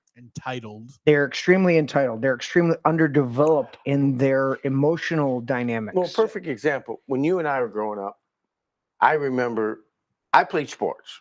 Yep. You know what? Did my dad ever come to a practice? Hell no. Did he come to a game? If he could get off work. Yeah. Because he was working. Because he was actually out there actually doing the job. Sure. And it's like 100%. Oh, by the way, you need to get a job. At 17. No.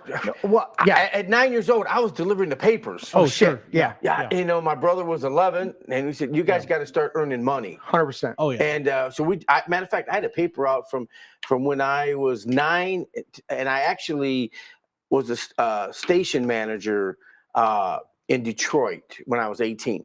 You were a Okay. teamster? No, station manager. Station manager, and but Radio station? No, newspaper. Yeah. See, Newspaper. back in the days in Detroit, Running a crew. you had a station, and then you had, Like a hub. yeah. Okay, that would have been a where they term brought that I- all the papers there, and the carriers would come pick up their papers. Yeah. And then go deliver all their routes. Okay. And we had to earn money. And if you didn't make money for the corporate, then you're not effective well, for the corporate. it was just like, okay, you're going to work. And now you look at the generation, and I was guilty of it to a certain extent. We surround our lives what our kids do, right. whether it's sports, music. You want to empower them to be better than you were. And it's like, you know what? Little Johnny's never going to be the next Gordie Howe or Joe Namath. I'm dating myself. Yeah. Right. But LeBron James, Stephon Curry, they're not. You went from like the 50s to the 90s and, right. and 2000s. I yeah. get it. Yeah. So, but we actually think our kids are going to be that. Mhm. So we invest in them instead of no. I like what Donald Trump Jr. said. It was years ago. He says, "You know what?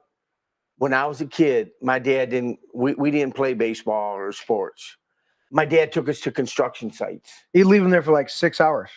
And it's like I just heard that today. He was teaching them how to work in the work environment. Brought him to the job site, Yes. and introduced him to the foreman, and he goes, "I'll be back in 6 hours. Watch. Yeah. Pay attention." Because here's the reality. He was conditioning and training his kids for the real world. 100%. And, my dad let me play sports. Cool. You play, but Right. you work. You work. You work. And I'm not going to dictate what kind of job you had. People criticize Trump, and I go, "Do you know he got a loan?" They go, Trump came from this and came from that. No, his dad gave him a loan on the books, a loan. Your dad says to you, "I'm not giving you money. I'm going to give you a loan and make you earn your own status." Now it'll be a pretty significant loan, but I've built myself up. Okay, but I'm to your point is this dynamic of, are we making our children earn this and be responding to it and stepping up to the challenge? Now, that's a good point to make. The reality in life is not everybody starts at the same spot. Absolutely. You know, hey, Donald Trump had a millionaire dad. Okay, so he started off as a millionaire, but what is he now? Billionaire. He's a billionaire. So there was a progression. Okay, And his dad didn't hand it to him. yeah, He gave him a loan and made him pay it back. but all of us have an opportunity 100%. to achieve whatever we choose to, if we're willing to make the sacrifice. That's the dynamic of it. And most of our kids are not being trained to No, they're not. to make that sacrifice and to earn that thing. There's a couple of young men that are working for us right now on a project we're on. They're college kids, but they know work ethic. Yeah.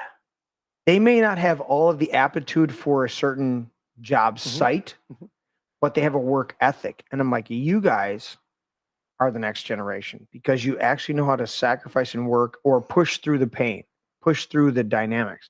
And a lot of these kids just they get wounded in it. Oh, but I'm just that doesn't feel good. I'm like, if you go to the gym and you work out No pain. No. and you wake up the next morning sore, one, you didn't take your turmeric supplements. That Says with that. But number two, your pain is telling you that you did Did actual work. Sure. And these kids are so, thank God that the Lord allowed me to raise my 3 kids and most of my grandkids same way. It's like they don't have that entitlement. But the vast majority, it's that cycle, right? It's that cycle of good times or hard times make good men. Right. Good men make good Easy times, and Good easy times times, make weak weak men. men. Yeah. And then Sure. we do that cycle. Yeah. And that's where we're at. We're in that cycle of the weak men who have, right or wrong, said, I'm going to provide a better life for my kids. And instead of holding them accountable and responsible for what they're giving, the vast majority of them just handed it to them, spoiled them. And they have no dynamic of interpersonal responsibility. Yeah, and the parents, and I was guilty of this to a certain extent too. You know, we want to give our kids what we didn't have, but you know something? 5 o'clock every night in my house, my dad's house, dinner was on the table. Yeah, and you were expected to be right there. And matter of fact, up until my father died, probably 18, 20, it's been a long time. Okay. My mom had dinner on the table at 5 o'clock. Yeah. She made enough for her 4 boys to show up. And for a period of time there, I lived on the same block in Allen Park, 2 blocks down. Okay. I was newly married. Excuse me, babe. She couldn't cook. She couldn't cook. I would Circle I over to would come mom's. home And you and hit mom's. I would swing by my parents' house, and we had a code. If my dad was outside with one of my brothers, because we all lived within a mile from each other in Allen Park, Lincoln Park. Nice. I mean, Allen Park and Taylor. If they were out front, mom was not happy. So I just drive by. Yeah, I'm going home, right? Because mom's upset. Now, if they were in the house, You knew it was cool. clear. I'm stopping. You got the cues. So there was always a brother there. Always. Every day of the week. And that was a family thing, man. You And, expect it. When you yeah, have a family, Mhm. my daughter didn't make it this weekend. We had a young man that I met on a job site and then hired, worked for me for about almost 2 years, be my superintendent. Ended up going back to Indiana, but I've maintained a great relationship with him. He's doing phenomenal down there, running his own company. His son, almost turning 9, he said, what do you want to do? You got 3 choices. And he's always presented this. You can get a big present. You can go to an amusement park, or you can have an experience. What do you want? He said, I want to go to Jeremy's. They're 3.5 hours roughly south of us in Indiana. He said, I want to go to Jeremy's. This 9-year-old kid, 8.5, 9-year-old kid. They came up here and spent the weekend with us. Phenomenal. Had this whole thing. They just hung out with us. That's a familial dynamic. That's the connections that I love. I grew up in big families on both sides. And these dynamics, you get these cues, you get these familial awareness to where when grandma's not happy, when grandma's happy. When grandma's happy, everybody's good. And she will work her ass off in the Yes. kitchen, cooking for everybody. But if you don't appreciate it, if you don't honor it, she's gonna slap you upside your head. You know what I'm saying? But those are the dynamics that people have lost. We get so worked up, and then people move, and people do this, and people do that. I love that. I love being in the kitchen. Part of the reason I love to cook here at the Man Cave is because I get the whole family around. And we're cooking, and then we're eating. And it's this dynamic of fellowship. It takes me back to Christ with the disciples. You know, he ends up in this house, he ends up in that house, and they're eating and they're doing this different. It's a different diet, it's a different dynamic, it's different, but the fundamental is connecting with the family. Yeah. And that's lost. That is lost. Because I would tell you, with me, you know, because my boys played sports, there was a lot of McDonald's going on. A lot of McDonald's. Because you're on the road. You're going. And it's like, wow, that was a mistake. That was, I mean, hindsight, you know, everything. It works out, but you're right. It's like this fast-paced thing. You miss that dynamic of having, you know, your mom cook and having the grandbabies, and you know, it's. I mean, you could have done Burger King or Wendy's. McDonald's is like the bottom of the barrel. Yeah. As far as burgers, I'll take Wendy's over both those. I have not been in the McDonald's in over 25 years. Disgusting. I only go through breakfast. That's all I do is breakfast. Like once in a while, my daughter will drag me in because the grandkids are there, but I'll only do breakfast at McDonald's. If I want a really awesome burger, I will still go to Wendy's. I get tired of Wendy's. And I agree with that. You know what? But, well, let me say this. I mean, Wendy's had those big salads if you ever want to take a, you know. I spoke wrong. Yeah. The other day, I'm not missing any meals. You're not missing any meals. No, I'm not missing any meals. Okay. The other day, we worked really hard at the job site, and I said to the owner there and one of the workers that he has there, I said, "Hey, I got some burger in the fridge. I'm going to go back and cook a burger because I came down here at a certain time and I haven't eaten lunch at all. I've been down here for 6.5, 7 hours. I'm going to the Man Cave. I'm going to cook some burgers. You guys are welcome to show up." And they went, "Okay." And I cooked up probably 3/4, close to half-pound burgers. And both of them sat at the bar without provocation, without Wait. Stop this conversation. Wait, bullshit. No, that's bullshit. You see, I was expecting a meal. You invited me. I hear all these stories of these awesome meals. Jeff, and man, I get a call. Hey, I'm going to be late, but 7:00 we'll have a meal. Then I get a call from the guy from Larry. Saying, "No dinner tonight, man." No, so I had to do it, dude. So I had to do it. I had to tell my lovely bride. I had to tell him. You got to hook me up before I leave. Oh, you had to tell him? Yeah, I had to text him. I sincerely apologize, Jeff. My normal. No, man. I ain't want to hear it. Don't fuck. No, man. I will have you back, and I will cook for you. I literally it's a Monday show. Today is literally the first day of the fall session of hockey. We shifted from 4 p.m. to 5:30. Okay.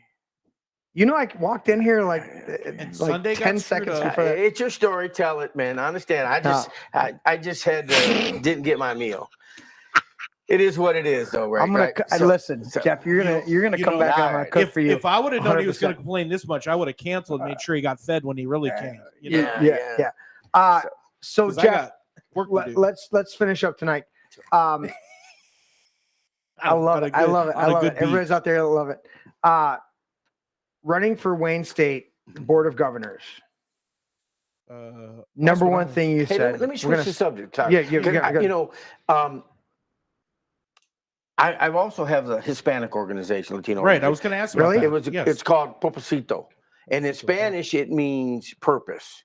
And Propósito means Propósito. Propósito. Propósito. Yeah, right. Propósito. Yeah, I I wanna say get it the it white correct. man's way. So, but No, anyways, give it to me. Give it to me. I can't give it to you. I have trouble with that. I tell you, I don't even He speak doesn't even Spanish. speak Spanish. So, but you did confess that at the beginning of the show. so No, habla poquito. after the 2022 election, Yeah. We got spanked.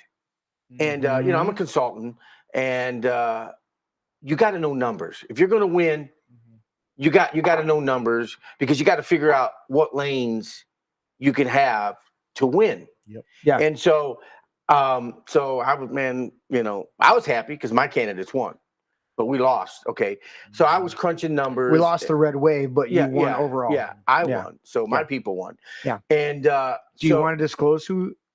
Oh, Jamie Thompson I love her. and Gina Johnson. You got to get them both on So, the show. I could probably do that. Jamie's been on once. She came with. She Yeah. came with. We'll feed them. yeah. We'll feed them. Yeah, I know you will. I know you will. I know you will. Jeff, I feel so bad. I was like, dude, I'm coming straight from hockey. I can't cook for you tonight. Yeah, bro. I know. No. So, anyways, I was crunching numbers, and, Yeah. and back in 2018, we're men of God. Yeah. I felt the Lord speaking to me. Hey, Mhm. Jeff, man, you need to look at the Hispanic vote, and you know what? I've never wore my heritage on my sleeve. Now, I'm an American, okay.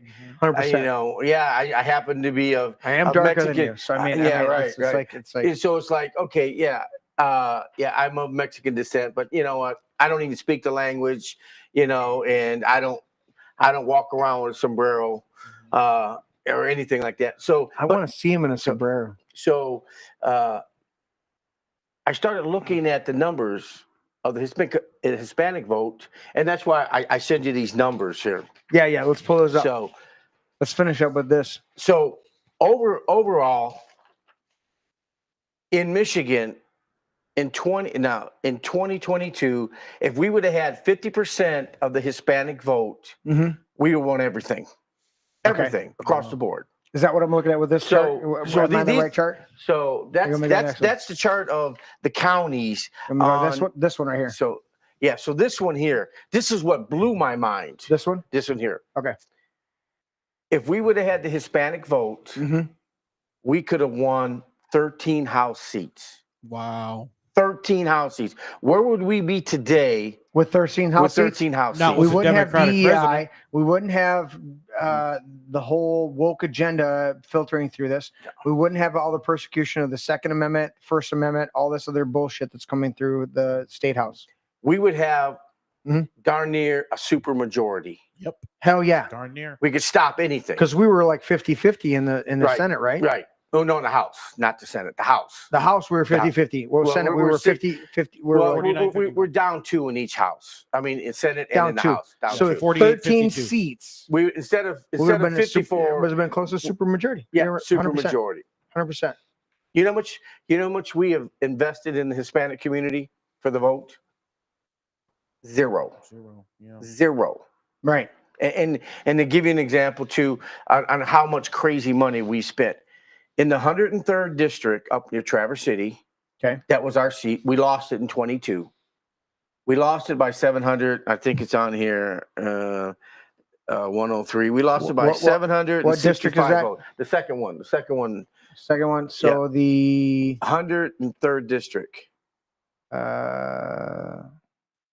103rd. I'm Yeah, go up looking at one more up. next chart. Well, no, it's up. It's the very no, it's the No. other chart. It's the other Okay. chart. You had the right My chart. bad. You just got to bring it down a little bit. The very top is the 103rd district. I guess you. It's got to be the other chart. No, it's this chart. this chart? I'll let you see it. You can't scroll. Is it still? Yeah, you It's see, a still photo. It's the very top one. See, The 103rd, right at the very yeah, top. right there. Traverse City. You're area. Okay, actually I see it, even I see it. missing one above that one too. Yeah. We lost it by what does it say there? 765. Is that what it says? Look how many this is the 2020 census. Okay, look how many Hispanics are in that district. 3,900. Mm. Okay. Now, mind you, this is 2020 census. Okay. So these numbers have elevated. They lost it by 765 votes. They spent $1 million to save that seat. They lost it. You know how much they spent recruiting the Hispanics? Zero. Go right down the line. Okay. None. And so I just said, you know what? This is asinine, man. And let me ask you this. So the Latino vote. How much did it lose by? 765. Okay, now on average, voter turnout and that's registered Latino voters on that chart. If that's registered Latino voter, No, that's population. So okay, yeah. okay, all right. Now here's your numbers now, and I love numbers too because I do 1.5 emails a week for candidates. Okay, 22% voter turnout of registered voters, and if that's your population, but 22% is just under 900 people. So 900 people would be 22% of that population. What's the voter registration in Michigan on average? And then I think voter registration in Michigan, I think it's not the highest, but because you get registered when you get your driver's license in the state, it's up there. It's like 82 or so percent registration in the state. So you take that population, take it to 82%, and then take 22% of that. You're going to fall under how many Latinos actually voted in that midterm? Less than 500. Yeah, so exactly. Yeah, so there's not a high voter turnout. Yeah. Okay. Yeah. Okay. But the numbers are there. The numbers are there. The numbers are there. That if we would pay attention to the Latino, exactly, could have swung it. That we could have at least influenced enough to get close. So go down to the 83rd district. It's about halfway down. Okay. We're 83rd right there. All right. So we got 29,000 roughly. Well, no, that's total vote. Total votes. So we lost that district by 2,355 votes. Okay. Look how many Hispanics are in that district. Now these are 2020 census. 18,000 Hispanics. Wow. 18,000. 18,000 Hispanics. And we lost by 2,300. Yes. So if we paid attention to our Hispanic population, and what I figured out, not figured out, but I have observed is that the Hispanic population that is engaged believes 100%. So here's what I tell America first. Yeah, here's what I tell people. So if you engage them, when I go across this, when I've been going across the state with my organization talking to people, of course, in the Republican Party, it's 99.9% Anglo. Okay, so they're happy to see me, a Hispanic, maybe not that bunch high. of white people. Yeah, a bunch of white people. We prefer, but here's the thing. We prefer a pale skin. Okay, all right. I told people don't say white, Jeff. It's not cool. We so prefer, I say Anglo. Listen, this is what I did in church. I gotta give this real quick, and you can do this. I would walk into the black churches in Detroit, and they invite me to teach. Apostle, come and teach it. I'll go, all right. I go, let's get this out of the way. White chocolate. And I would find a pale brother or sister. And I'll go, milk chocolate. And then I'll find somebody who's very dark skinned. And I go, dark chocolate. Dark chocolate. I'm like, all right, we're all good. We're all chocolate. Now can I teach what I came to teach? Because this is a relevant skin color. Continue. So when I tell people, if you take 10 Hispanics on one side, you take 10 Anglos on the other side, you ask these 10 Hispanics, how many of you are atheists? You know how many are going to be atheists? Zero. Yeah. You ask the Anglo, 30-40% maybe. Agnostic. Maybe. Yeah. Okay. Yeah, it's a 60-70. Yeah. You ask these 10 Hispanics, would you take your kid to a drag queen show? Grandma's going to slap you. Grandma going to slap your ass and ask you why you even asked the question. How many of you would take your kid to a drag queen show? Maybe 2%, 3%. Yeah. 20-30% for that. They're like, look, I got to get my kid to fucking hockey. So, we're not taking a drag queen. In a library. The third thing is, have you ever seen a Hispanic panhandling? No, they're selling something. Well, they're earning a living. Well, yeah, they're earning a living. But they're not just begging; they're literally they're not panhandling, just asking for. So no, they're standing there, Correct. No, but I want to say this is some people in the audience. When you say panhandling is walking up and just asking for money. Yeah. Right. No. I've seen Hispanics who are out there selling stuff. selling They're stuff. an entrepreneur. 100%. Oh, yeah. Entrepreneur. They're only persecuted in blue states where they don't allow you to have lemonade stands. Right. So Right. those three things. What is that? Yeah. That's faith, family, And business freedom, ethics. business, Free market. Free market business ethics. economics. 100%. Okay. Faith, family, Are free them- market. Are them Republican values, principles? 100%. Should be. 100%. Okay. So why are we not reaching out? And Yeah. I will tell you, Yeah. you in Michigan right now, Mhm. there is over 150 NGOs that are servicing the Hispanic community. They're all woke.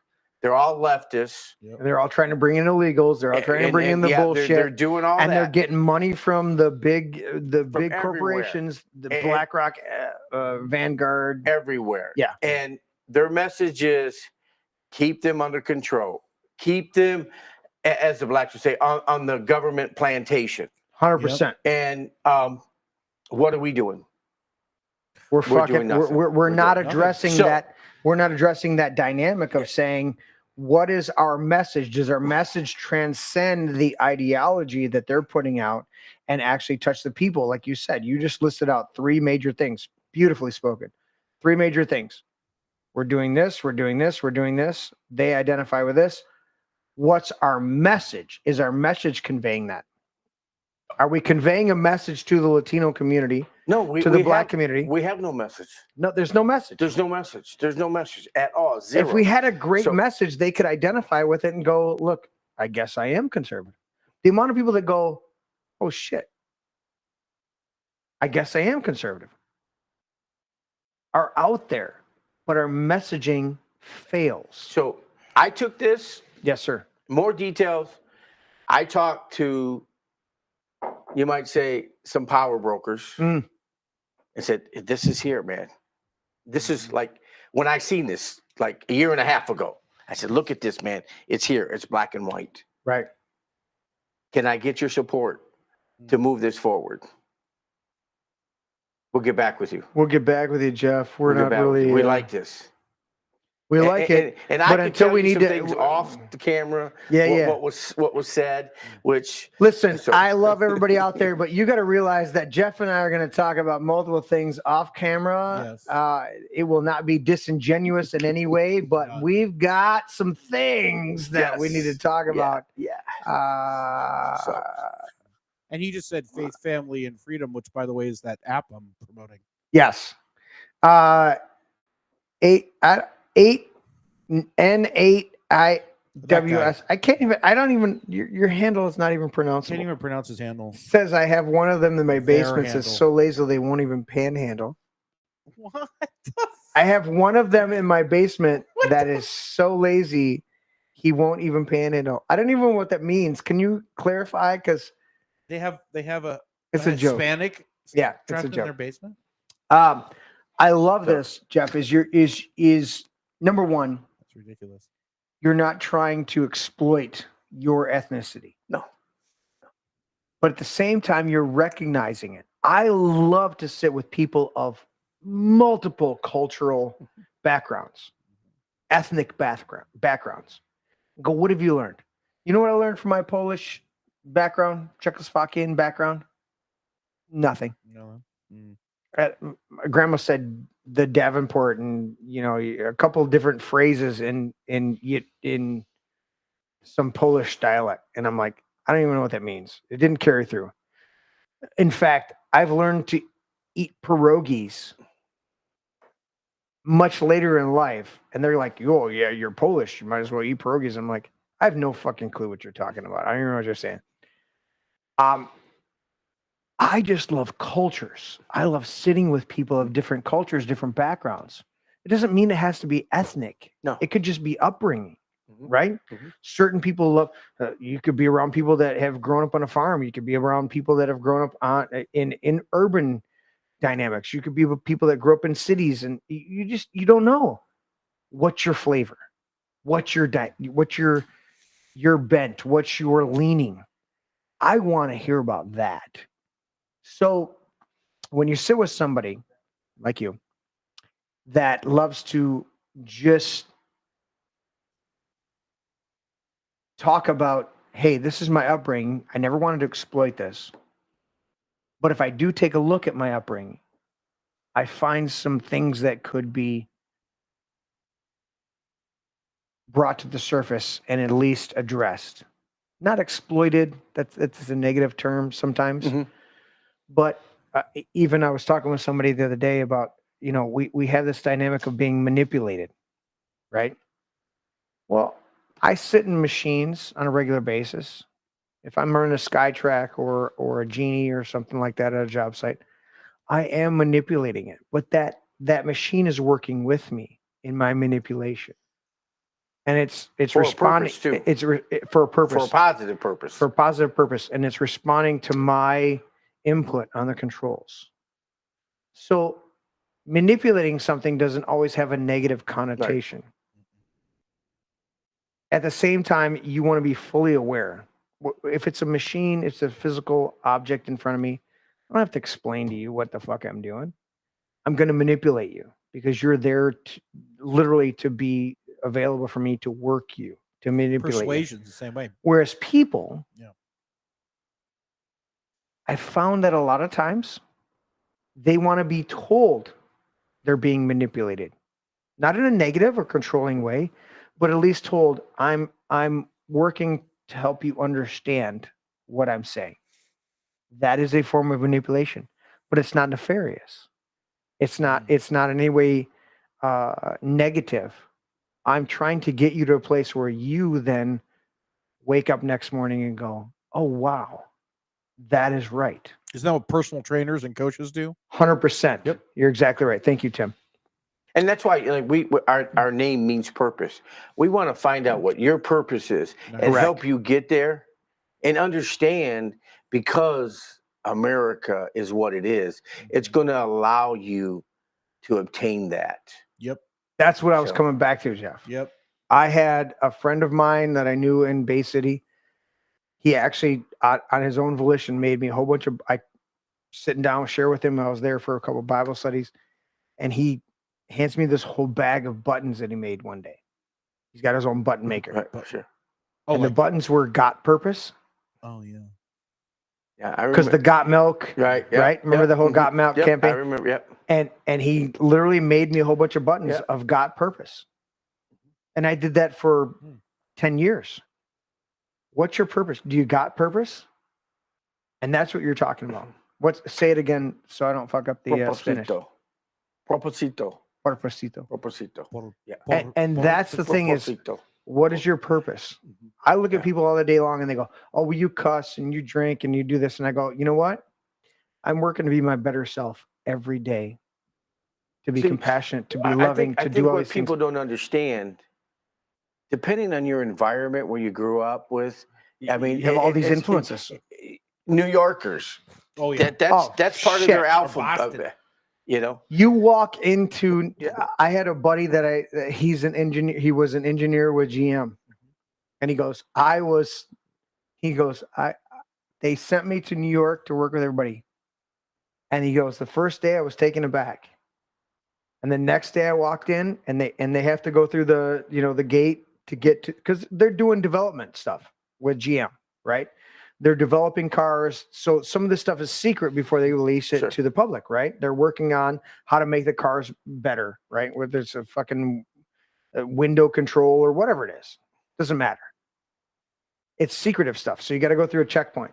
And he's like, the first day I walk in there, he's like, they were like, for Midwesterners, like, oh my God, these people are crazy. And he's like, by the second, third day, he's like, he walks in, he drives through the thing, and they're like, oh, hey, Dave. He's like, yeah, fuck you. And he's like, no, fuck you. All right, you're clear to go. Get the fuck in there and do some fucking work. Yeah, and people don't get these dynamics of, you know what? People aren't hung up on these couple of words that you have a problem with. What's the integrity of as Dave, my buddy, drove into that engineering plant to do his job? Oh, it's fucking Dave. They knew he could do his job. And like, oh, fucking Dave rolls up in, just Tim said, fucking Dave rolls up in here. Hey, fucking Dave, you got your shit done? Because I need to do my fucking work. And people go, oh my God, I can't believe you're saying you use such language. And I go, Jesus farted Yep. Jesus hung out with his boys 24/7 Yep. and had these things. We need to put down these cultural impediments Yep. and get to the heart of it. Affleck and Damon, they hit that good. That's their Exactly. vernacular. Yeah. Exactly. Do we Yeah. love each other? Yeah. Do I care about you on a deep level? You know, I remember my son-in-law years ago. I looked at him and I said, "Hey, man, I need you to do this." He didn't listen to me. "Hey, man, I need you to do this." "Hey, wake the fuck up." The third time he snapped out of it. I come back to him 6 hours later. I go into prayer. I'm like, "Lord, was I overboard?" Right? I'm struggling with this, right? Come back to him and I said, "Hey, I'm sorry." I dropped an F-bomb on you. He goes, "Why are you apologizing?" That's what snapped me out of where I was at that moment and woke me up. And I go, okay, we've got to get over these little subtleties in words and get to what really matters. We don't need fucking people pretending to be women going into women's bathrooms. We don't need people who are not qualified, no matter what their race, color, or creed is, in positions that are. I've got buddies that are pilots right now. Private commercial or private high end, which you drive them to the airports, right? Or commercial. I'm hearing the stories. They're having incidents at the airports because they're hiring DEI people because of their skin color that are not qualified to fucking land planes at an airport. They're confused at what they're seeing on the screen. I don't give a shit what your color is. Do your fucking job. That's it, man. You know, but we have to wake up and demand better. That's what we got to do. That's it. Phonetics. Yeah, they're talking about. I love the chat over here. Jeff, you're running for the Board of Governors. Yep. For Wayne State. Yep. What's your connection to Wayne State as we finish up this? I went one semester there. That's it. One semester. That's it. Okay. That's it. Why are you running for Wayne State? Because Wayne State is in the backyard of. Did your boys go there? No, my one boy went. But it's in your backyard. It's in the backyard, the Hispanic community backyard. 100%. And I did not realize this until I visited the campus. I visited twice. I was down in Detroit. I was ministering at a couple churches. I didn't realize it's literally. Where's it at? Give us the demographics. Maybe Tim can pull this up. So it's literally downtown fucking Detroit. Cascord, it's like Woodward, yes. Is it in the city limits? Yeah. Oh yeah. 100, right downtown. That's right. Fucking 100%. Yeah. So you got the Lions, Tigers, In the Wayne Bears. Oh my! You got Lions, Tigers. You got the Red Wings, and now Pistons actually from the Palace are back here in Little Caesars. Yeah. Wayne State's right there, and it's our top three, right? MSU, U of M, and Wayne State. These are our three. And so how does that dynamic work to finish up? Just real quick. MSU, U of M, Wayne State. Why do they have a state or delegate elected board of regents or board of governors or board of directors? Because of the financing because of the money. The money. But and let me share one other thing too. No, go ahead. How it's important that we elect real Republicans. You remember what happened with Nassar and Michigan State, right? 100%. It was 155. You cannot tell me or convince me that those board trustees in Michigan State didn't know. There it is, right there. Yeah. Yeah, right downtown. Yep. Cass corridor right there, right? Yeah. So those thank you, Tim. Michigan State trustees. They knew 100%. They knew. What and they didn't do nothing. As Wayne State or Michigan, you would be responsible. Well, you're not responsible. At least vetting. But it's like when you know something, you got to expose it. See, was there a number of MSU trustees that resigned? What do they call an MSU? Are they trustees? Yeah, trustees. trustees. Yeah.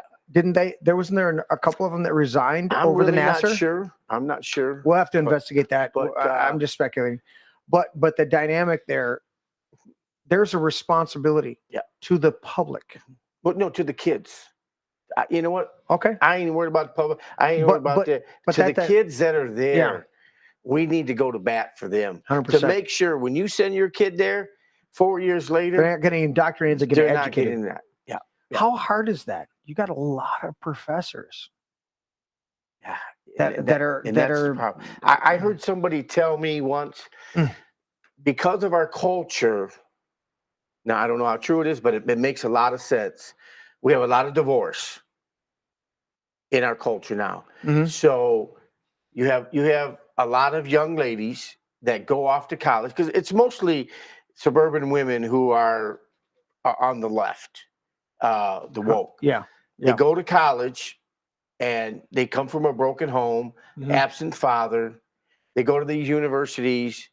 They meet this college professor who's intellectual, who's kind, who's caring, and might give them a back rub. well, I don't know. I won't go there. Okay. I won't go there. But You were going down the road. I just went the conclusion. they somewhat replace their father that was absent. Right. 100%. And Because he's been pulled out of the home and being working his ass off to make sure they can go to college. Yeah. So these professors, they're all woke. Yep. They're all woke and manipulating in a negative way. And I remember when I was in school, I had a macro teacher who wrote the book. Okay. And at the time I was running my family's construction company. And we're in there and he's talking theory. And I told him, I said, dude, you run a construction company. When you're dealing with union personnel and it rains, they get 2 hour show up time and they go home. Right. Or you have rain and you can't work for 2 or 3 weeks because of the rain, the ground's done. You got all these variables that you got to put in there that you can't put on a piece of paper. Right. And so we was always going at it. And he finally told me, hey, Jeff, you know what? You're not going to do well in this class. I had in other words, it's time for you to just not come back because you're making my job hard. Because I'm calling you out on your bullshit. Yeah. That this doesn't happen in the practical world. And see, most kids wouldn't do that. But I was a little prick. I had one. I don't call that a prick in the best sense. Yeah. As being somebody that's provoking stuff. Yeah. No, that's a dynamic. I worked at Teen Ranch for a good 9 months up in Marlette. Yeah. And they brought in a program. So I was brought in right as they were switching from being a minor offense thing to a medium and extreme offense. So we had kids that had shoplifted and kids that had killed people. But there are circumstances where they killed somebody and it was quasi self-defense. Right. And they brought in, they were like, oh, we're going to do a carpenter program. And I'm watching them do a carpenter program. I'm like, what are you guys doing? And they're like, what do you mean? I go, I build houses. This would never happen in a house. We're not going to take a bunch of shims and put them underneath the 2x4 to make sure the 2x4 is even with the top plate. You're going to grab the 2x4 and run the nail gun, and they're like, what? But the same thing. It's like what is practical on a job site is not applicable in a classroom. It's foreign to them. They don't connect it. It's the difference between the engineer and the architect and the guy who's actually building shit who goes, what the fuck are these plans? Why is this? Yeah. I have to meet with architects and engineers on a regular basis and go, dude, it's easy to draw it on a plan. Come over here and watch me put this together because you're fucked up. I did a job renovating Metro Airport, and they had these 6-foot wide columns, concrete columns, and they had like 8 inches between the column and the building, and we had to put a beam through it, right? And it was like we had to tie the bars on the beams every 6 inches, and it's like, okay, it's 6 foot deep how am I going to get a bar in there? I can get the horizontal. I ain't getting no verticals in there. Right. And you couldn't prefab it and slide it in because it was, Okay. it's like this freaking architect, what was he thinking? Just because you can take a pen and draw it out on there, doesn't mean it's going to fucking work in the field. it ain't going to work. I had the whole steel package delivered down here, and the guy comes back and they said to me, "Oh, this is off by 6 inches." And I go, "Here's the blueprints. Here's this. Here's that." And they went, "Oh, okay." And I go, "Did the steel company come back and do field measurements? Because I built it according to their plans, and when their plans actually come to fruition, manifest in the natural world, you have to come back and measure shit. Because it might not be perfect according to your." I got an architect program on my laptop. I've designed tons of people's houses and decks and stuff like that.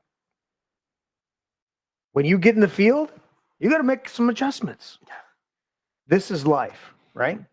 This is the way that life works. We have to make adjustments. You were running for Wayne State University Board of Directors. I was reelected as a delegate. Lord willing, on Thursday, I will be elevated to go to state. I'll be voting for you, Jeff Vega. I appreciate that, man. Any final thoughts, my friend, as we finish up the show tonight? Political? Familial? Hey, I almost spoke Spanish there. Familial? Familiar. I was going Italian. Yeah. But Uh, anything, Overhead for paper sign? any final thoughts on this? As pick a good color. You got to pick a good color from here. Oh man, I gotta go with my color, man. Or I guess orange. Do it. Give me a good signature there, buddy. Okay. And then give me a final thought. This has been a pleasure.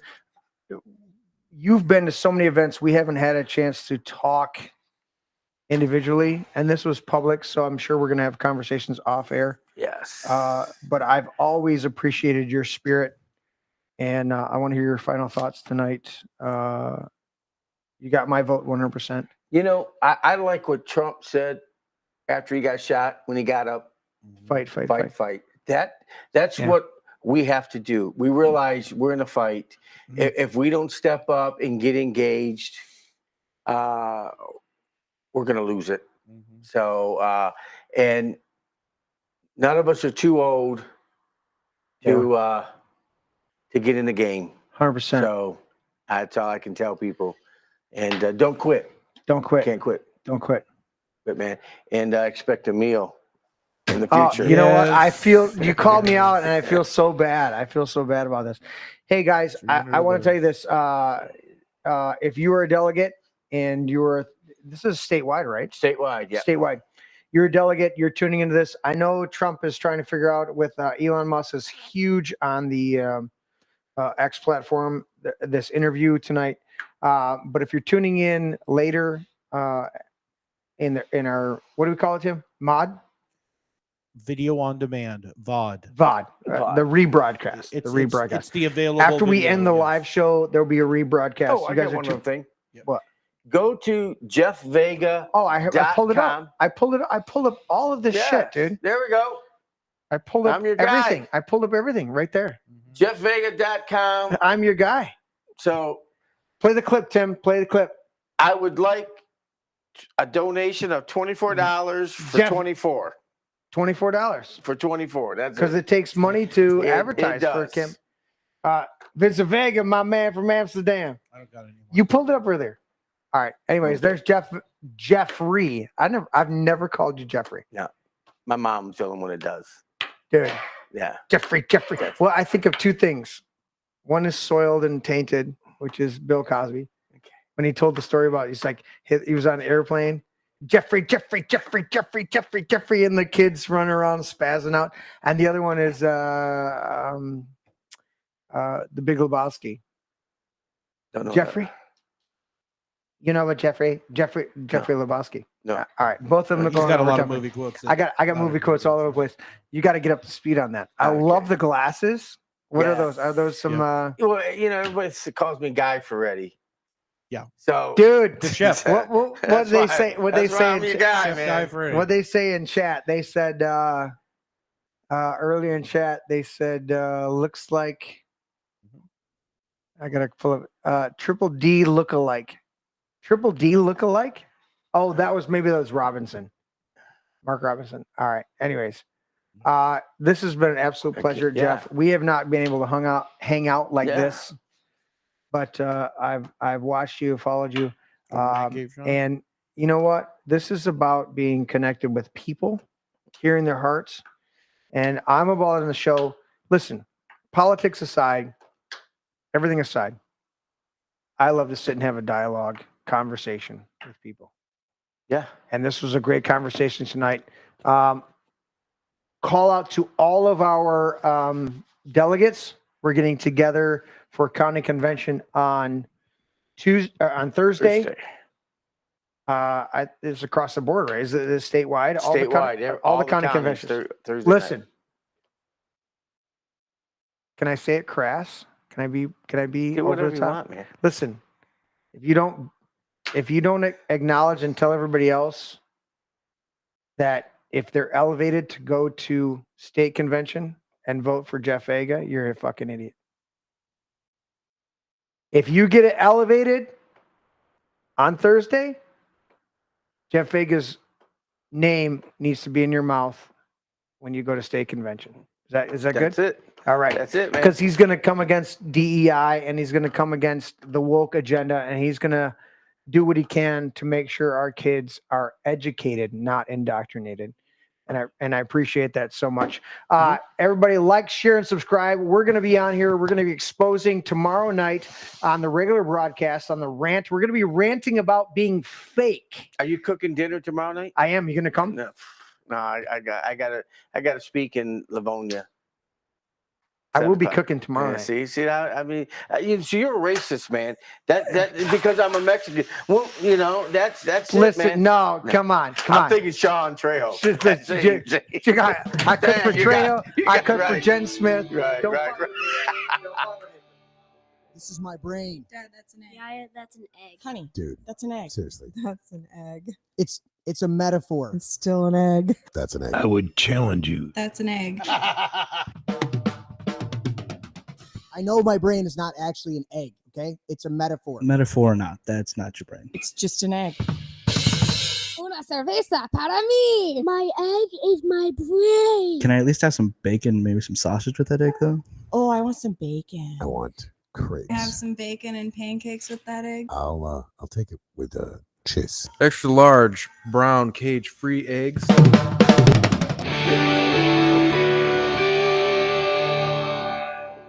Can I have your brain with hot cakes? A little sausage and a little toast and potato. That would be great.